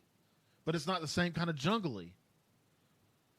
Where's the place that we own-ish? Now, is there a difference when you fight jungle Mexicans versus desert Mexicans? Yeah, it's just like Vietnam, dude. Fucking those jungle Viets are sneaky. So just like Vietnam, there's fancy Asians and there's jungle Asians. Yeah, and Venezuela is some jungle Asians. Have you not seen the territory? There's just mountainous. We can practice in the fucking Philippines, dude. We kind of own that. But you said mountainous, right? Well, yeah, We've got the Philippines- mountains down the from like mountains 20 is- years of Afghanistan, man. Yeah, Come on, mountains. man. Okay, mountains, yes, but those are dry mountains. I'm talking about jungle mountains, dude, where fucking leopards live, dude. Where fucking We just bring Agent Orange back. anacondas lived, dude. We're gonna have to go back straight up Vietnam on their fucking ass, straight up napalm the bomb. We're gonna have to bring F-111s back. We're gonna have to bring the A-10s. Ain't gonna work. Maybe they might. No, Yeah, they'll F-10s. work. A-10s will work, man. Commenting back to Jake, my dad just said that they would never shut the fuck up about it because they still brag about Panamas when Rangers had already secured the airport. That was we talked to one of those guys that secured the airport, and he was a Delta guy. 75th jumped in on that too, I believe. Yeah.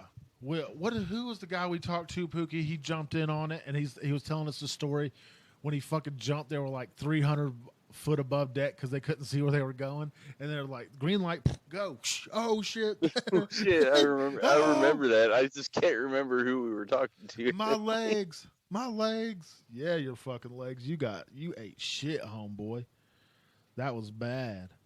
Yeah, if we jump into Venezuela, dude, it's going to be a fucking fight because Russia is packing in there now.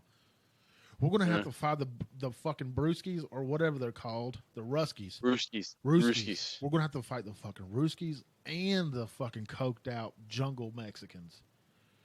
They're not. I'm telling you, if you want to train on this shit, go get Tom Clancy's Ghost Recon Wildlands. I don't know how to read. I can't even put a fucking key in right. How the fuck?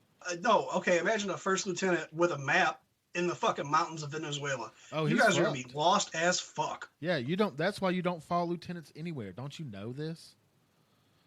You don't. You maybe in the Air Force It's because like all the automatic, man. Like if the warrants like go this way and the lieutenants like go that way, you follow the warrant. Yeah, or the water. So we had a lieutenant leave his fucking MP5 under the ejection seat one time. Or not MP5, he had an M9. He left an M9 under the ejection seat, and we were like, why the fuck did you leave that there? And he was like, it wasn't comfortable in flight. Bro, if you eject, how the fuck do you think you're going to snatch that up before that rocket catapult sends you flying out of the jet to meet Jesus? Yeah, lieutenants don't know any better. They're babies. And Dude, he pushed a button and ripped the hatch off the jet in flight. Ooh. Aren't lieutenants and shit pilots and stuff? I mean, I know they have other jobs, but this is where I get in an argument with a lot of people. Is I think warrants are the only motherfuckers that should be able to fly in the army, not the officers. I went to school for 4 years. I went liberal arts degree. Now I can fly a helicopter. it doesn't seem that That's my hard. opinion. Cos can fly a helicopter, but he's smart as fuck. I can fly the shit out of a helicopter. I just can't land it. Same with a plane. I can do drones pretty Yeah, I well. agree with you. I totally agree with you on that. I can pick up like put me in any jet or anything. I'll take that off the ground. I don't think you Don't will. expect me to land it. Look, I will not. look, Pookie, I will not land that thing. If they Oh put no, you in the landing's guaranteed.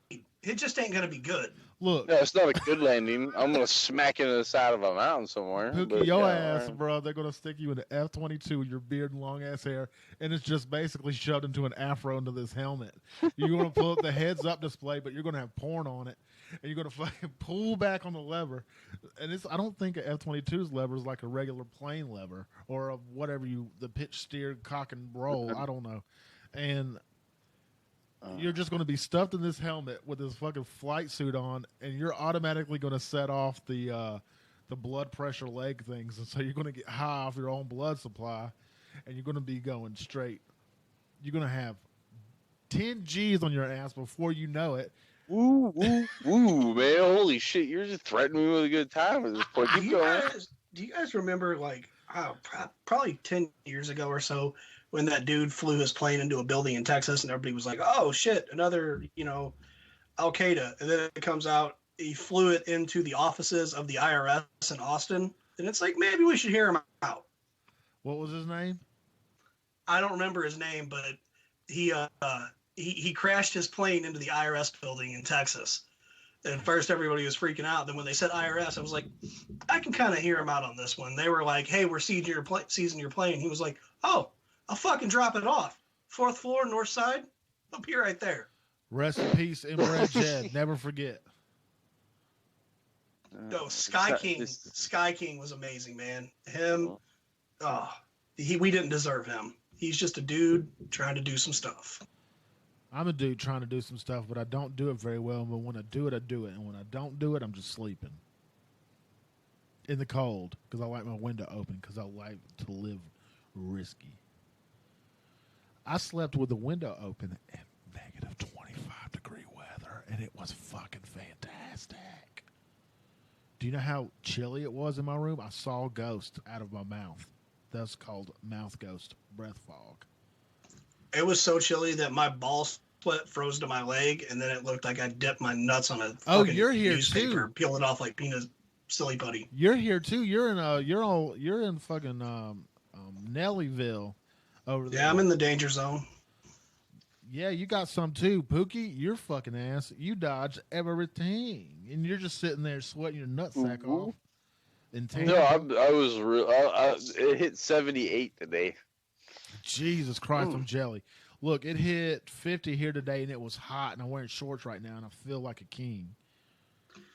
Speaking of where I'm at, there was just videos passing around on the Instagram of people out in the middle of the Hood Rat apartments firing off AKs fully auto from the hip, just straight up in the air. And all I could think is, I'm so glad I'm not a cop anymore. And speaking of cops, I saw the craziest shit Thursday night coming home from work. And it was so fucking badass, but it was nighttime, and I wasn't rapid enough to get my phone out and record it because it happened way too fast. So I'm headed to an intersection on a highway, an empty highway. And there's a gas station on my left. There is a barbecue stand right next to it. There's a big parking lot, and at this intersection it's called Hughes Road. It's 55 miles an hour. It's pretty big. It gets busy sometimes, and I'm going down 71st Street or whatever you want to call it. I'm going down this fucking hill, and I see headlights hauling dick, and I'm going to say 70 to 80 miles an hour through this parking lot. There comes this fucking car, and not far behind him are red and blues. He's in chase. He cuts through this fucking parking lot. I'm probably 250 feet away from this thing coming down the hill. I start slowing because this doesn't look right. He did not take the 90-degree right like you're supposed to at the light. He cut through going at a high rate of speed. Well, he was going too fast and he couldn't correct. And at the edge of this parking lot where he was going, there's a huge berm, and this asshole fucking hit it. Full fucking speed. He said, fuck it, let's go. He was generally in the air. The bottom of his car was at the top of the speed limit sign. He was airborne, son. He hit the fucking deck hard as shit. And I turned on my high beams, and I looked, and I'm in absolute shock. And I'm like, this is not fucking happening. I didn't even think about my phone to record it. Was it a Volkswagen? Because that might have been Herbie. No, I don't remember what it was. It ate shit in the air. Or when it hit, it was destroyed. I don't know. It was gray. That's what I remember. And boom. Then I proceed to see a crackhead get out, shake it off, and run like the goddamn wind. You can't kill a crackhead. We've tried. And 20 cops surround everything and just chase after his ass. They send the dogs, and I don't know if they got him. I don't know. I just went, oh, God, I got to go. And I just went around. And I stopped at the gas station, filled up my car, and another pedestrian that was there, too, he was like, oh, shit. And I was like, we're brothers now. We've seen some shit. So I've got PTSD from that one incident. No, I don't. But it was so crazy. I wish I had the video. We had a guy. So you know how like farmers fields, there'll be like a dip going down into them. Yeah. Like so runoff goes down there. So this dude I'm chasing, he's in a Mustang. He fucking dips off the highway. It's 2-lane blacktop. He dips off there down into the farmer's field. He's still booking at about probably 60 or 70 maybe 80 miles an hour. I don't know. But I'm staying up on the road because I'm trying to see as we're coming up to an intersection if he's going to cut through the field and hit the side road and try to take off on me, or if he's going to go straight. If he goes straight, he's going to hit the embankment, and he's going airborne like the Duke boys across the street to where the gas station, or not gas station, car wash is. This dude hauls ass. I don't think he ever let off the gas. Fucking hits the embankment, goes airborne, wraps this Mustang through a tree about 15 foot up. I stop. I'm going to go see if he's still alive because obviously I'm wondering at this point. The car door opens. This dude falls out like Jackie Chan in a shitty 80s movie and then gets up and tries to run from me all wobbly because his ankle is like all noodly. Yeah. And you caught him. Did you take him down and tase him? I actually just watched him run for a minute because he wasn't getting anywhere. I was like, he's going to hurt himself more, and we'll let him tucker himself out before I go hands on. Dude, those crackheads are crack itself. It speaks highly of crack. It's a real motivator. He was on PCP. That too. I'm sure people on Flock will be doing this stuff too. I've arrested a chick that was probably your size, Jay, and I broke a baton on her thigh trying to bring her down while she was on PCP. She kicked open a locked squad car door. That's impressive. That's a huge bitch. What was her name? Tina? I think it was Amy. Hey. Amy. Amy. We all know bitches named Amy be crazy. Oh, yeah. Oh, shit.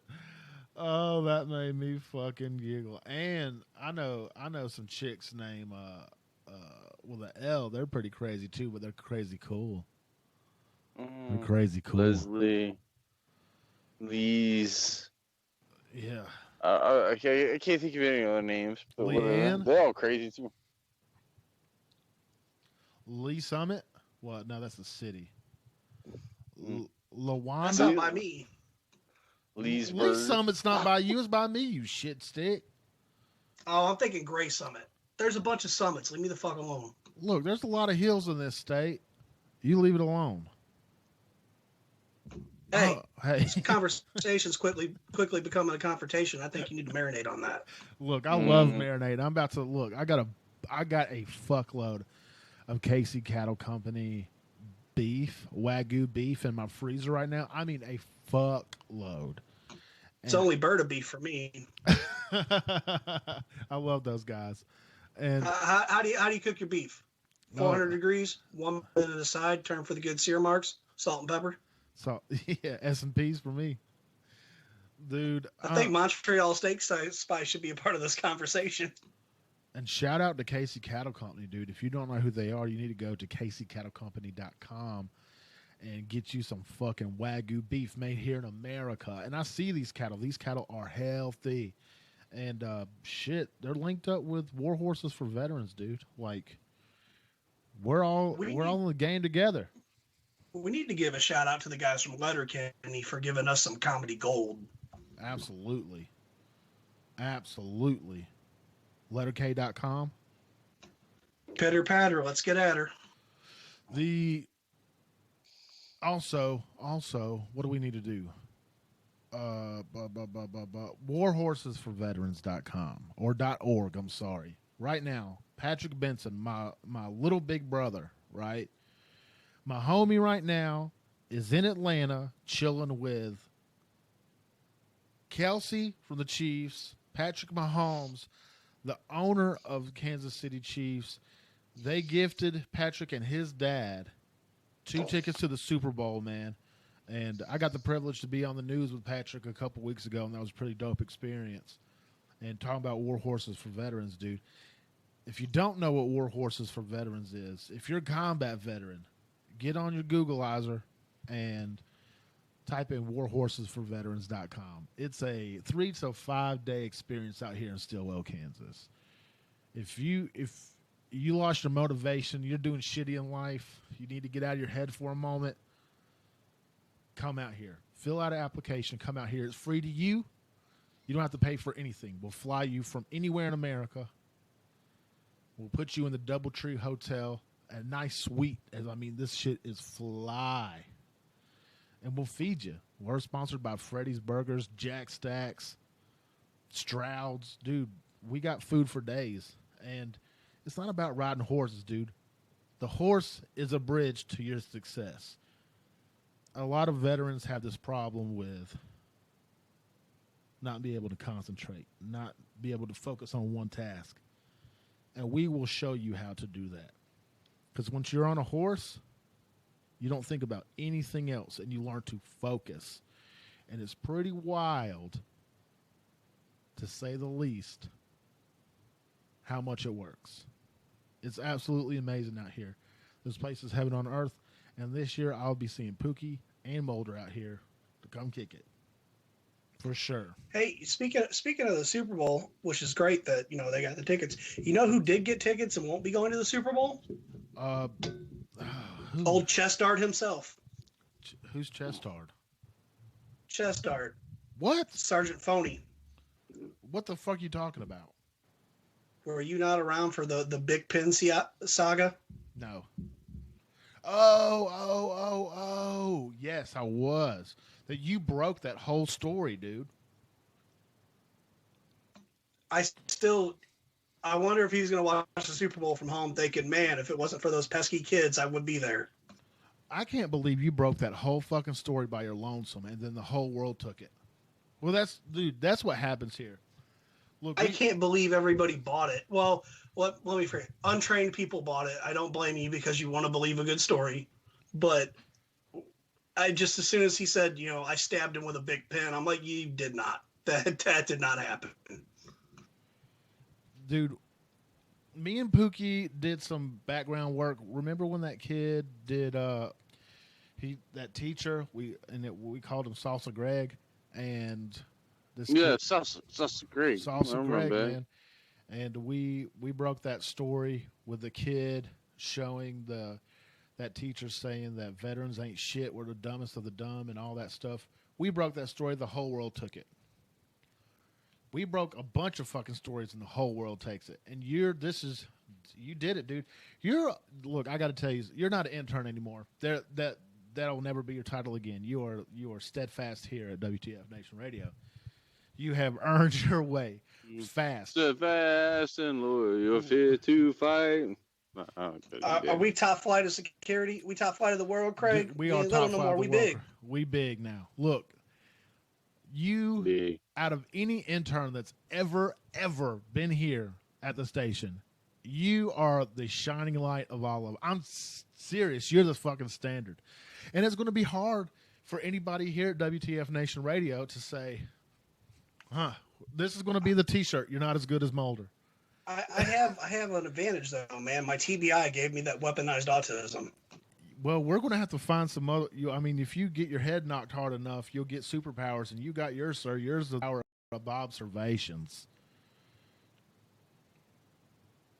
That's what it is. Mine's the power. Mine is the power of dipshit. Pookie's is the power of fucking cool.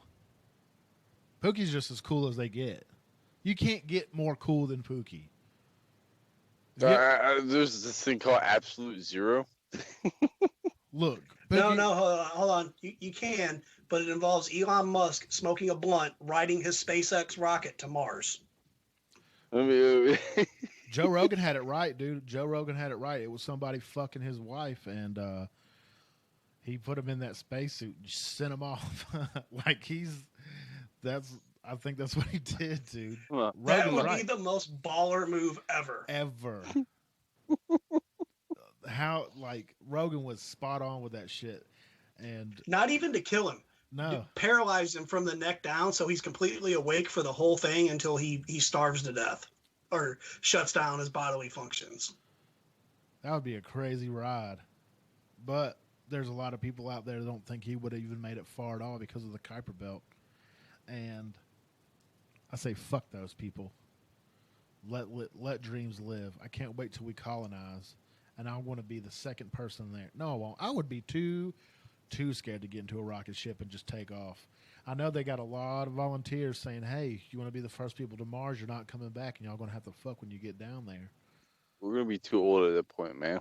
Look, old is just a age ain't nothing but a number. They don't want 90-year-old people on Mars, man. They're not gonna want that. Age is very, very different from just a number. Let's talk to R. Kelly about that and all the times he's been in court. R. Kelly is getting it. Dude, they look, I can't say they fucked that guy, but they fucked that guy. And he is on I heard he's moving to Australia just to hang out at the beach waiting for people to say they've been stung by a jellyfish. Oh, Jesus, dude. Like, he is Golden Shower King numero uno. I never knew people like to get peed on like that. Dose. Numero dose. Always say numero dose because there's always someone out there. That's fucking Letterkenny, man. When McMurray goes, I met up with an Australian chick, and down there's they like for you to piss on them. And Squirrely Dan's like, no, they don't. Dude, don't never pee on me. Well, that's offensive. That's what I will get offended by. You peeing on me. That's what squirting is. It's they peed on you. I don't believe that. I don't believe that at all. So, I think he's going to pull his EMT fucking card out and his medical card out and try to prove I'm not. I'm just saying, like, look, I need you to do. Look, I need ultrasound you to studies. It's confirmed. It's piss. Look, I don't believe it. Look, check it. This is the people that believe that girl squirting isn't pee are the same kind of people that think male pee is stored in the balls. No, I don't. Not true. This is what I'm telling you. You need to go do a deep dive report on that. That's your next assignment. Now, get out those streets. Get out those streets. Yes. Pookie, Pookie. I want to hear the scrimps about this. Pookie, you're going to have to get out there and do some field work. You're going to have to cock those two fingers. Mm-hmm. And feel for the ribs. Oh, since you guys will be gross as fuck right now, this is what came across on one of our medical forums. Was somebody was doing an ER rotation, and a girl comes in with an STD. She's got vaginal discomfort, discharge, all that stuff. She's rocking syphilis and chlamydia. They give her antibiotics for it. She comes back 2 weeks later, hasn't taken any of her medicine, still hurting worse. It's much, much worse. The doctors ask her why she hasn't taken her medicine. She says, my boyfriend likes the taste. Oh, you asshole. You had to put that on this show. Oh, my God, you asshole. The grossest thing that has ever... No, that's a conspiracy, because what kind of alien motherfucker would enjoy the taste of that? You ain't from this planet. Imagine mixing your chunky salsa with your white queso. I've done that before. What? It's fun. Comes out so thick you could scoop it with a chip. Shut up right now. I love this guy. I gotta tell you, I was going to retract my statement saying you're the best intern ever, but you are, and you're the best investigative journalist I've ever known, and you just fucked me up. Shit. Hey, we've got females in the chat saying, nope, it's fluid from the bladder. Guess what fluid comes from the bladder? Piss. Mm-hmm. No. This is pleasure fluid, bro. Queso blanco. Look, Bailey, if you call 415-889-8367 and try to change my mind. You got to prove it to me that I just don't believe it. I just don't buy it. I think it's the liquid of the gods, the nectar of the gods. Ambrosia. Okay, R. Kelly. Oh my God. Go piss on you. It's not the same. It's not the same. It don't. Oh, God damn it. What have I been doing with my life now? I'm trying to change my mind. You know why it's not the same? Because it's mixed with a bunch of vaginal secretions that you've already been down there on. So it's it not the throws off same. the pH and the taste. Look, so it's not the same. So I'll win this argument. If it's 10% piss, it's still piss. No, it's not. It's It's not. It's PJ. Hey, the real conspiracy is the myth of the female orgasm. No, that's real. What Hold on. did I Whoa, just whoa, walk whoa. into? I gotta hear this. Hold on. I want to hear the myth of the female orgasm. I want to hear this. Well, maybe it's not a myth, but once I'm done, I don't really care. It becomes a self-service gas station at that point. You're on your own. Jesus All right. Fucking savage ass motherfucker. Look here. This has gone way too far. It's not a myth because they wrote a book about it. You know what that book is called? 1984. I finally finished it. It's the most shit piece of art I've ever read. You did not like it? No, it's stupid. And the movie was dumb. So you watched the movie, you didn't read the book? No, I read the book, then watched the movie. They're both dumb as fuck. I mean, it's good, like it's good, but it's like it's so look, that's exactly what they're doing right now, man. It's so incomprehensible. It's just like what I say. Okay, I got the bare bones structures of it, and I was like, okay, that all makes sense. A lot of it makes sense, but just the way it went about and everything, and just how in fucking coherent this dude made me feel like he was on acid. Okay. Have you read Behold the Pale Horse yet? No. Bailey was told, I have been strictly instructed not to call. By her man, probably. It's okay. I say let her call in. You know what book you guys really need to read? And it will explain everything about what's going on in the world right now.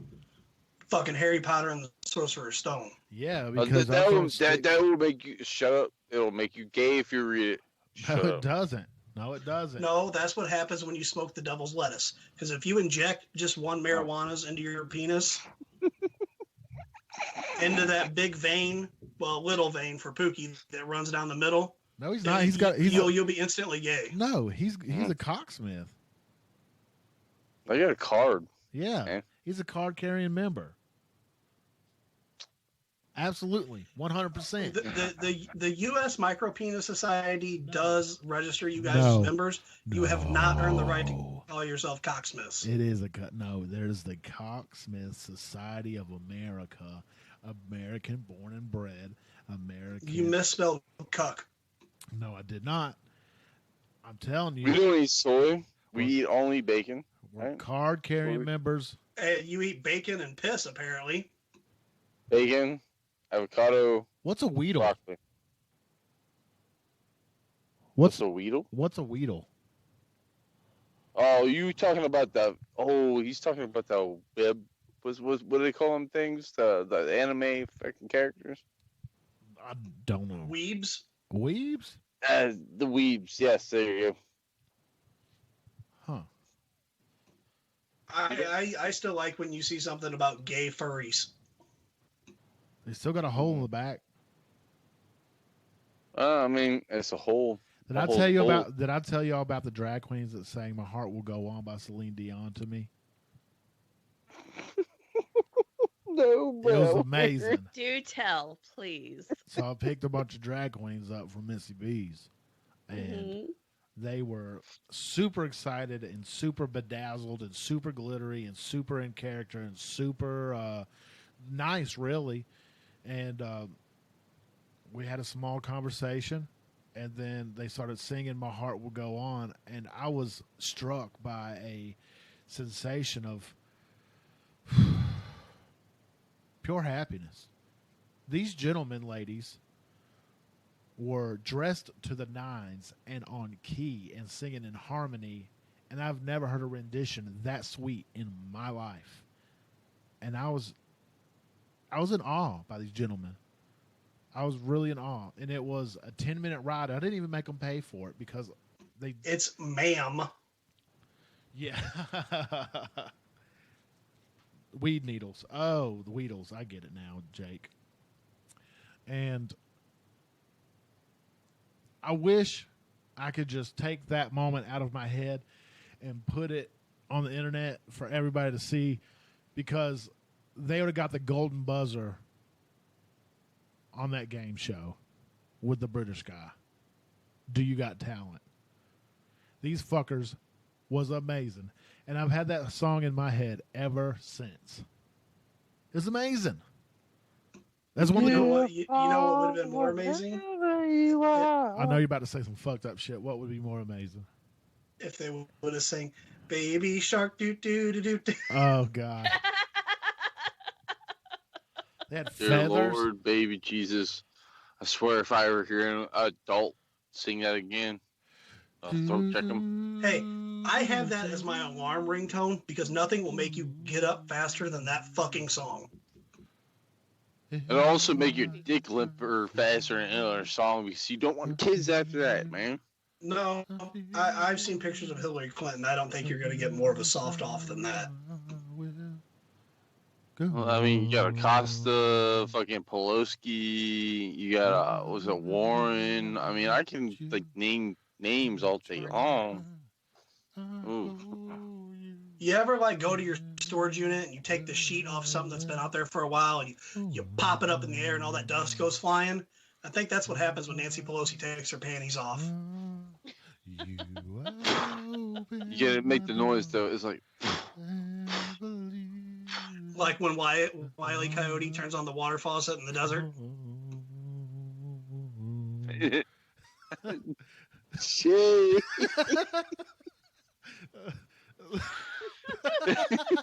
He's in the background. I love that song, dude. I want to play it as soon as Hey, I'm gonna pre-mix some salsa and white queso and send it to Jay.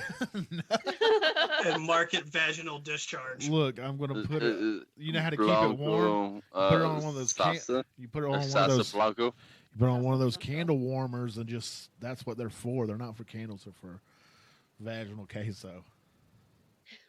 Hey, it's great with the chips. What? Vaginal queso is great with chips.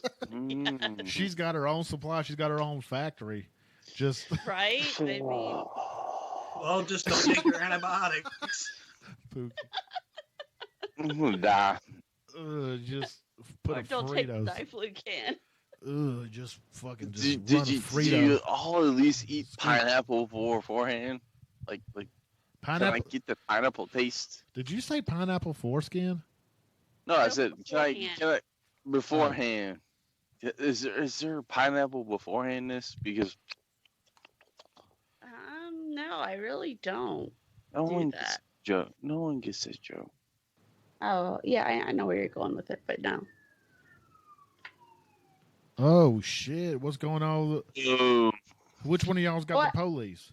It's me, where my house is on post. It's like at this intersection. Run out there and be like, "Hey, I want to be off." No, like the MPs just like sit here and they just wait for people to speed and run the red light and shit. It's Go kinda give funny. them some queso. Yeah, sure. Flash titties. Be like, look at my titties. Ah. My chanches. I don't even know how to say that in Spanish. Chi-chis? Chi-chis. What? That's why that business went out of business real quick. Chi-chis pizza? The Chi-Chi's Mexican restaurant. Yeah, because there's like a Mexican restaurant like around the corner, like everywhere. Well, yeah, Man, you're just in go up Mexico. north. Man, y'all need there's a Mexican place here that has the burrito grande, and it's queso or carne asada, Carne pork, asada. pork, chicken, and like 15 shrimp, rice and beans, and then covered in white cheese sauce. Queso.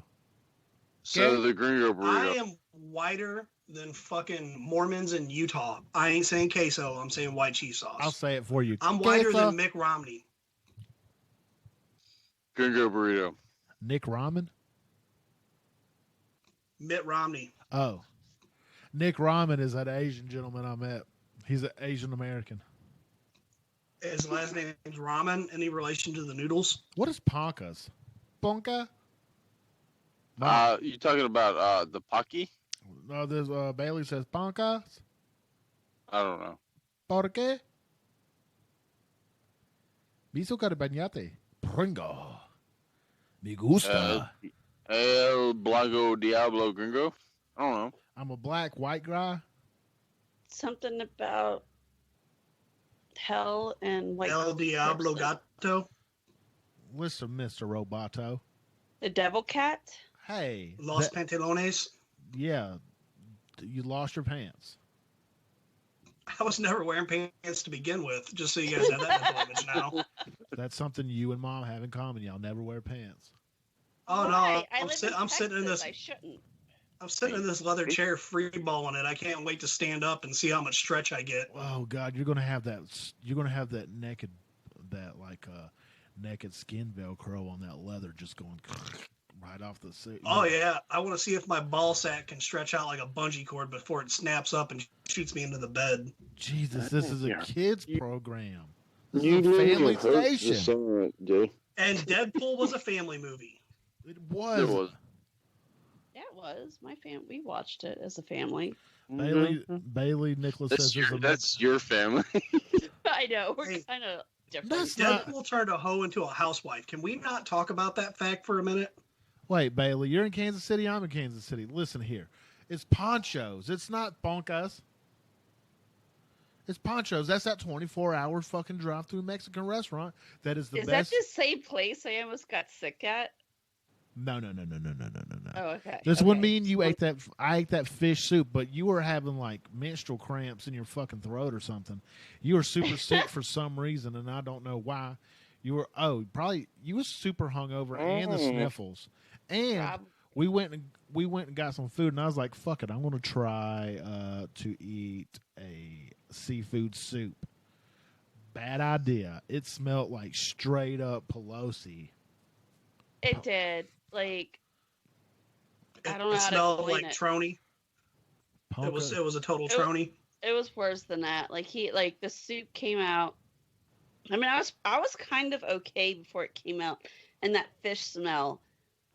It literally felt like I had morning sickness. That sounds like the first time I went down on a girl after prom. That fish smell. Hey, I went to this restaurant with Chong. Was it Ponderosa? No, it's Ponca's. I went to this place in Kansas City. Yeah.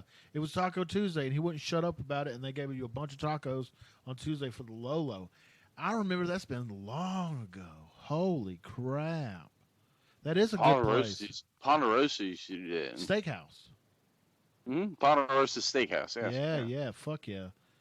They do the same shit, man. Hey, do you guys want to talk some tinfoil time stuff? Because what's this shit with Mueller raiding Roger Stone's house in the morning with a goddamn SWAT team when he said, "I've never owned guns. I'm not violent. I will surrender. Just tell me when." And he said, "No, fuck you. We're going to make you look like an asshole in front of everybody." And then called CNN. So CNN was just miraculously there to film it. CNN is always on CNN spot. News Inc., our reporter producer, said that, "Oh, I just had a feeling I should drive down there."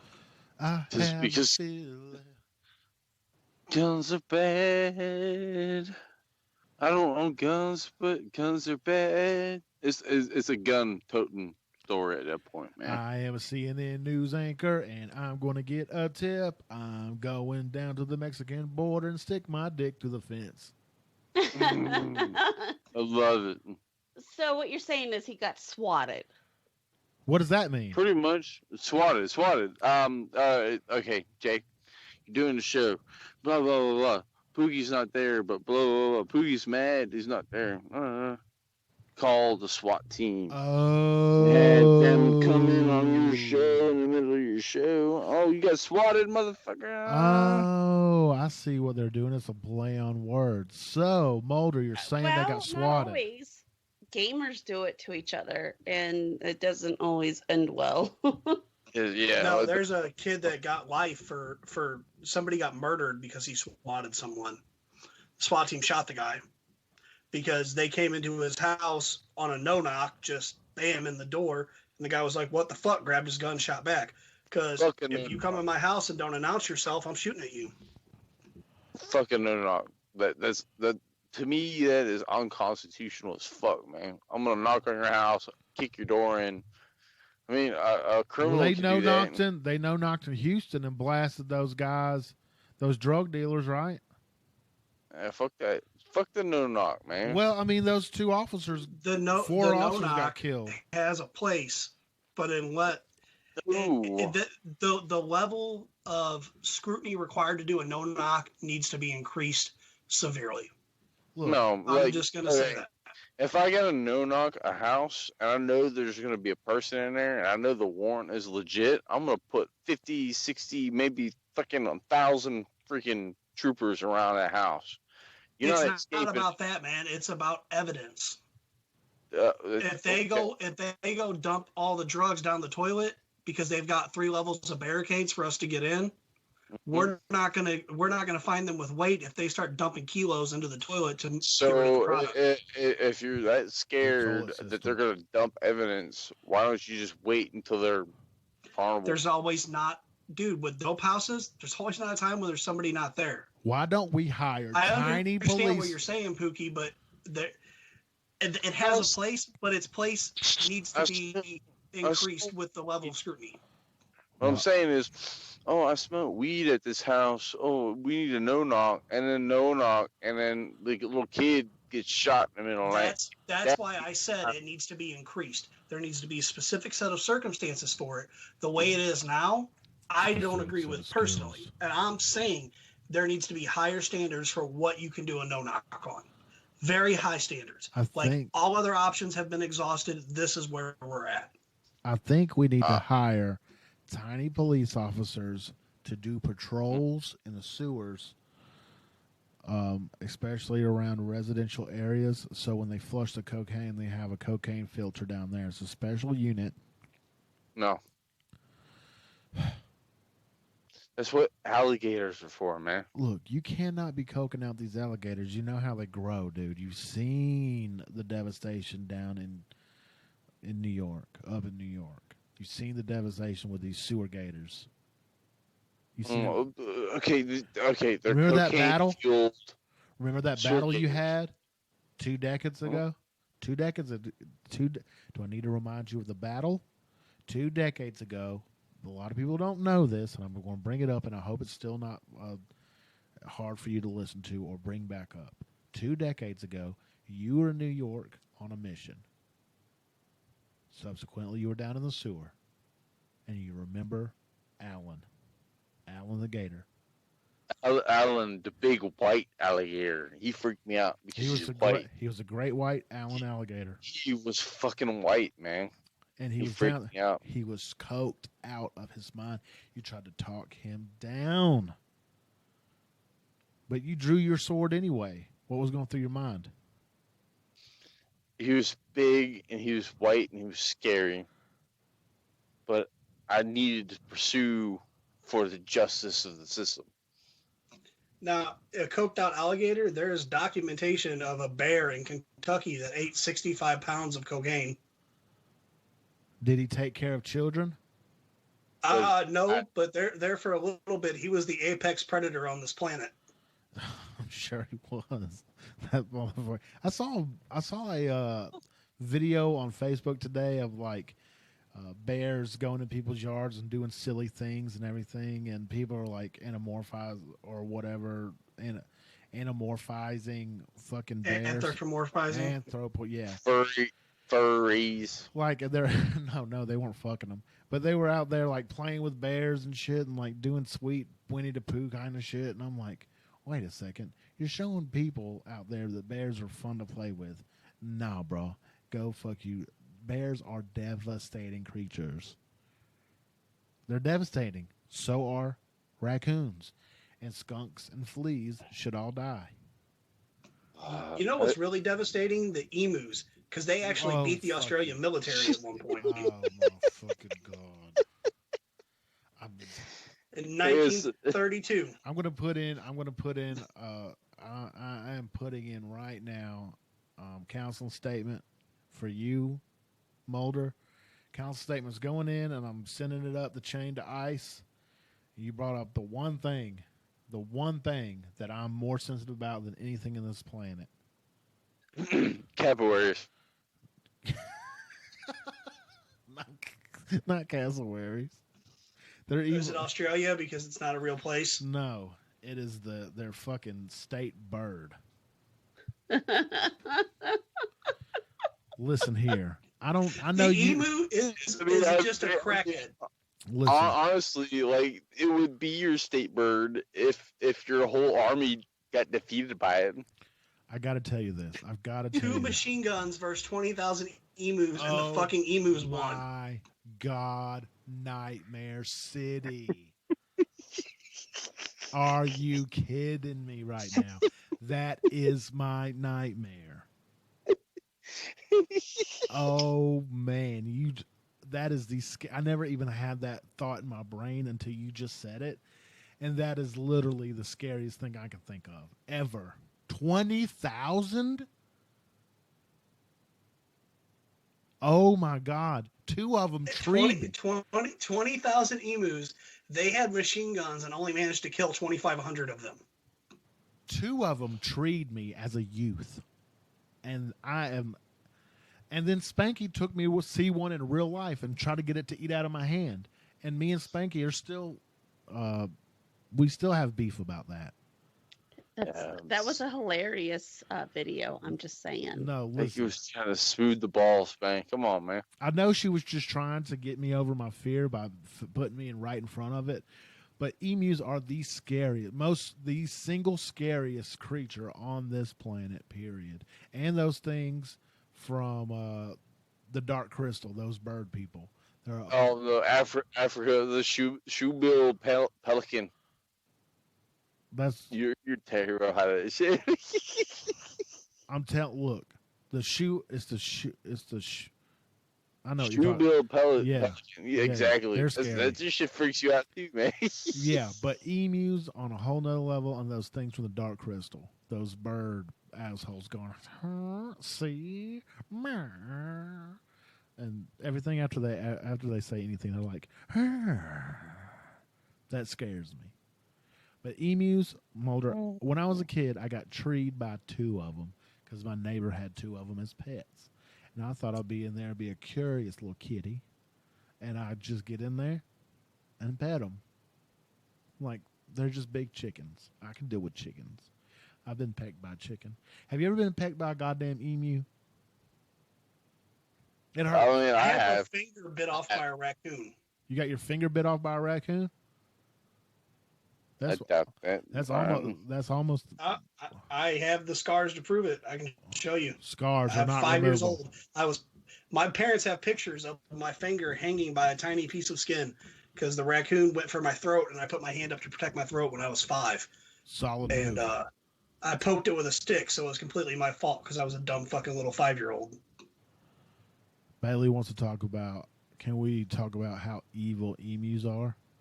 No, possums. Oh yeah, sorry. Oh wait a goddamn minute! She just said she was bit on the tongue by a turtle. Now, What I have are you- additional questions. Possums are not evil. They eat ticks. No, fuck possums. What the fuck is a turtle biting her on the tongue? I have questions. Bailey, 415-889-8367. Call the show now. Well, I want to hear about. Well, actually, let me do this. Oh, I can't even do that. I can't put it up. The 415-889-8367. You were taunting a turtle with your tongue? Do you do that as an Unless adult? you had just got done watching the Ninja Turtles movie and you had some weird 12-year-old fetish for them. But I still have additional possums questions. are evil. She didn't get it bit off by a possum. She got it bit off by a turtle. It's even worse. She was fucking with snapping turtles. Or was it a box turtle? Hey, Jay. Huh. How many times have you ever presented your dick to a turtle? Never. So why would 7 times? No, 0. Negative 0. No, 7 for me. So why would you present your dick to a turtle to get it snipped off? Why would I get married? I'd chop my dick off too. Different kind of turtle. Touche. Bailey It says wasn't she a turtle, can't it was call. a fish. It was a red snapper. They're good eating. How do you taunt? Oh yeah. If you get the right kind of red snapper, they can be good eating. Yeah, The that's live fish. grouper. Wait, we're going through different phylums here. No, we need to go back to this turtle taunt. You don't How helicopter. many of y'all would present your dick to a turtle to get it snipped off? I believe there may be a pic of said turtle biting my tongue. Well, you need to send that on over, Honey Bunches of Oats, because I'm trying to see that shit. Spanky says helicopter the turtle. No. Look. Did you do the helicopter with the turtle biting your dick? Like, just be like, woo. First of all, that turtle deserves an award. Turtles, like we Well, have pet no, turtles. actually, the helicopter that might work because you got the extra weight on the tip pulling down on the dick, so you might actually increase your length slightly for a little bit, so you can hurry up and snap an action shot while it looks bigger in the turtle's mouth. Wait, okay, you're going ham on this. Oh man, ham. Look, okay, first of all, if you're helicopter in front of a turtle, and he is successful in his venture to get in that worm, then that turtle is a winner by definition. 2, women can't just say for guys to all willy-nilly just go helicoptering everywhere, because do you know how hard it is? That's a double entendre. It's a lot harder when you're fat. No, there's a double entendre. And weirdly enough, my pet turtle's name is Entendre. So I want to go home, and I'm just going to go helicopter in front of this turtle. He's a 300. I just hope the boy doesn't hear this, because he would probably try and do that with our turtles. I have a 300-year-old snapping turtle. Hey, I had a medical call. We worked one time. We had to take I think it was like a 10 or I don't remember how old the kid. He was between 10 and 12. He was in the shower for a long 11. time. Finally, the mom gets concerned and goes in there to check on him. He's got his dick stuck in the shampoo bottle, and it got hard, and now he can't get it back out. That's an easy fix, dude. This is super easy fix. Did y'all cold water? Did you just do it? No, we took him to the ER. I wasn't messing with it. Oh, dude, that's an easy fix. Give him the balls, man. No, just all you had to do was splash a little hot water on his tank or cold water on his tank. Yeah, he was in there long enough that there was no more hot water, so that wasn't working. Well, their hot water heater works. Give him the balls.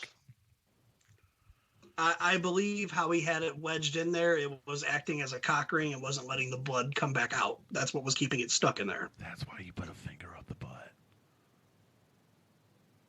He was 10. I wasn't trying to scar him for life. Yeah, fuck that. Oh, he was 11. He was between 10 and 12. Give him the balls.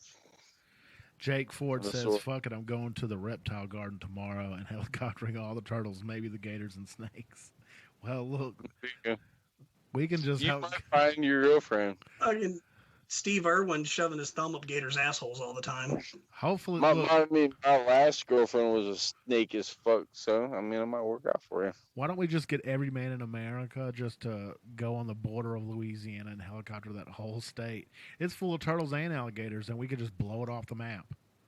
I wonder if all the men in America helicoptering at the same time would actually produce a wind pattern.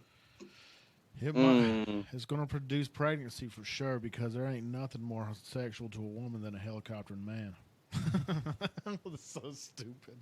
It's the most awkward thing ever, dude. Have you ever done it to the mirror? If you really want to turn a woman on, show her your bank balance where it has a comma. Yeah, that can holler. That can helicopter all day. If you can afford a helicopter, if you can helicopter in a helicopter that you own, hell. You're gonna win. Japan's population issue would be fixed overnight if we all helicopter a dick real quick. Well, you think we'd have thought of that during World War II? Well, we're not thinking about that now. You gotta admit, if you look at the causation of stuff of how it happens, if we can trace the dominoes back, that if we wouldn't have bombed Japan twice in World War II, we wouldn't have anime today. True. I'm not sure if it's good or bad. I'm just following it backwards. Well, we came out of isolation during that war, and we set our dominance for the whole world. So there's never, I don't think there could have been any other outcome than what happened in World War II. I mean, thinking about it, I've seen documentaries. What if the Nazis won? What if Hitler won? What if Japan won or whatever? There's even a show about it on Netflix, and I'm just like, no, man. Roosevelt was like, we got this thing and we're about to slam you guys and you don't even know what's coming. fuck these 100,000 people and fuck a whole generation. I'm about to drop this AB on them. Aryan Brotherhood, I know that's what some of y'all was thinking, but that's not what I was going for. Atom bomb. A bomb named Adam. We're dropping it right on the rice paddies of Hiroshima and fucking everybody up. And you being an EMT going out to a call on that day, I'm sure they would want us some hot water. You know, bad day. And then Obama wants to go on an apology tour. No, we cannot apologize for that. Obama went on an apology tour. Trump went on a tour and said, "Don't start shit, won't be shit." Yeah, won't start no shit. What is it like to be the guy just to walk in to the leaders of the world and know you are the biggest, baddest dick in there and nobody's going to fuck with you? That has got to be the biggest ego trip ever. I like the one where it was him at some European summit and he just barges through the group and fucking shoves Terry Crews linebacker, shoves somebody out of the way to stand in the middle of the group like, fuck you bitches. Marines love showing their penises. Hello. Oh, of course they do. That's the only thing I have besides crayons and glue. Oh, God. Hey, this is more conspiracy-ish on, I'm not even sure where this falls, but you guys know Sig Sauer pistols, right? Yeah, shitty. Well, they used to be considered fairly good when they were made in Germany. Yeah. Now they've outsourced their production to a company in India. Ooh, Curry. Hey, guess who makes their pistols in America? Curry. Fucking High Point. Oh. You like those? No, but I heard from some people that High Point was throwing serious fucking shade at Sig at the SHOT Show. Because the SIG guy was talking shit, and he was like, "We sell train loads of guns." And High Point was like, "We sell fucking train loads of them too, and they're made in America." If it ain't Austrian, it ain't shit. That's what I'm saying. You know, I wouldn't mind an old G3. Those were some pretty badass battle rifles. I'm trying to get my hands on a Lapua and shoot $20 bills out of it. That'd be great. Before Bitchface X that I paid for school for left, my present for putting her through school was going to be once she started working, she was going to buy me a Barrett. Well, that's $10,000 of fucking crazy. That's a lot. $10,000 of crazy and $10 a bullet to say fuck you. That's a lot. That's a lot of bullet. Hey, it's not that I need it. It's that I want it, and fuck you. Because if I want to shoot somebody through 6 trees, 4 engine blocks, 2 counties away, I should be able to do it legally. I think it's about that time. I really gotta pee, and it's something serious. Hey, Spanky, where did you put? I'm not on my thing. I'm not on my Big Mac. Wait, what? I've got a Did you call me? No. I'm talking to Spanky. Oh. I'm literally talking to Spanky. She's got Okay. You got the link? What link? For house cleaning. I can send it to you, maybe. Can you put it in the tinfoil times, please? Which tinfoil times? The show or the news? Hours. Chat. Wait, there's 2? Yes. What the fuck? There's one for articles and one for chat. Oh my God, there's so many things I'm involved with that I don't know about. I've been gone for so long, Jesus Christ. Bro, don't even start with me. I'm running 3 Facebook pages, 1 business. I woke up one morning to 6,000 notifications. Jesus, did you have a turtle on your dick too? You want a cookie? No, I had a red snapper on it. Okay. Just give me a minute. My computer's kind of slow. Update that shit, Jesus. Who put this shit up? This is the funny. Pookie did it. This guy saying the "Oh Jesus" thing with the red shirt, the Mexican Jesus. Oh, that's the best ever.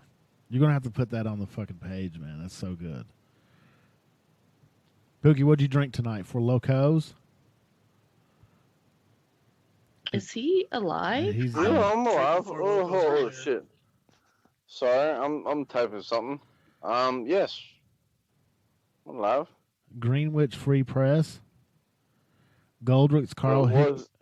That was the one, but that's the one that I wanted to like poke at the guy. But I mean, we were everywhere with that one, but it was pretty good. It was fun. We didn't ask him about Bigfoot. He told us he saw weird shit in the swamp. It's the Rougarou. That's a skunk ape. Yeah. A Wendigo. Oh, okay, I got it. Hey, okay, I got it right here. But the Yep. house cleaning. Oh. Hey, 23 December. We're way past that. What the fuck am I looking at? Dude, I went up a mile and I thought it was the one. Never mind. I don't know where it's at then. Hey guys, we got shows 6 days a week here. 6 days a week here, and I say that in a high pitched tone because 6 days a week here. 5 days a week. Monday we got the Monday edition with Ice. Tuesday we got Tied Up Tuesday with Owl Minx. Don't know. Thursday we got Sergeant's Time with Ice and Spanky. Friday we got Friday Night Freedom with Owl and Pookie. I think. Am I wrong? I seen it once. I'm going with it. Don't me. It's be okay. Don't take anything I say seriously. Saturday we got 10 foil times with Pookie, Mulder, and yours truly, Captain Redbeard, Yukon Cornelia. Sunday we got Kicking It with Cause and Owl. And you're going to kick it with Cause. And sometimes you got to kick him. But not too hard because he's a nice man, you know. Cause is real nice. He's sweet. He's a fatherly figure. Don't kick him too hard because that'll be abuse. And then Mulder will come and have to arrest you, okay? And as always, dude, seriously, we're on every platform. We're on Facebook, YouTube, Twitter, Instagram, iTunes. We even got our own app on the Android platform. You can go to WTF Nation Radio app and download it. You can see all our content there. But iTunes is just as easy. If you got an iPhone, like a regular human being, then you can go to iTunes app and just put in WTF Nation Radio. And you can see every updated episode ever on there because it comes up. What else? Mulder. Mom. Yes. What do you got to tell the nation? Just don't have a turtle bite your dick or tongue or whatever. At ease. Or stick it in places you should not, like a toaster. Mm-hmm. Okay. Mulder, what do you got to tell the nation, big dog? Same thing I always tell them, but nobody seems to listen. Don't use tampons for gunshots and spay and neuter your thoughts. Pookie, tell them what they need to know from Jesus. Yeah, from Jesus. Yeah. Yesterday is history. Tomorrow's a mystery. Today is a gift. That's why it's called the present. Man. You think, man. That's so.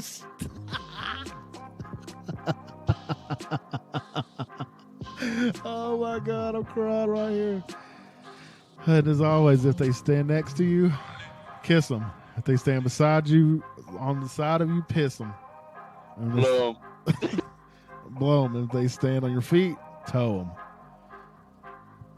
Guys, this is Jay Reddy. This is 10 Full Times number 5. It'll be up shortly. We love you guys. And shout out. Thanks and shout out to Carl Higby. Go check out all his shit on social media. Go check out warhorsesforveterans.org. Go check out kccattlecompany.com. Go get you some of that beef, that Wagyu beef, that premium beef. And yeah, dude, peace out. I'm done with this shit. You done with this shit? I'm not. I'm done. I'm done with this shit. Peace out. Good the fuck night. Bye. Goodbye now. Put the phone up. Pick the phone up. Hey, Kiki, get over here and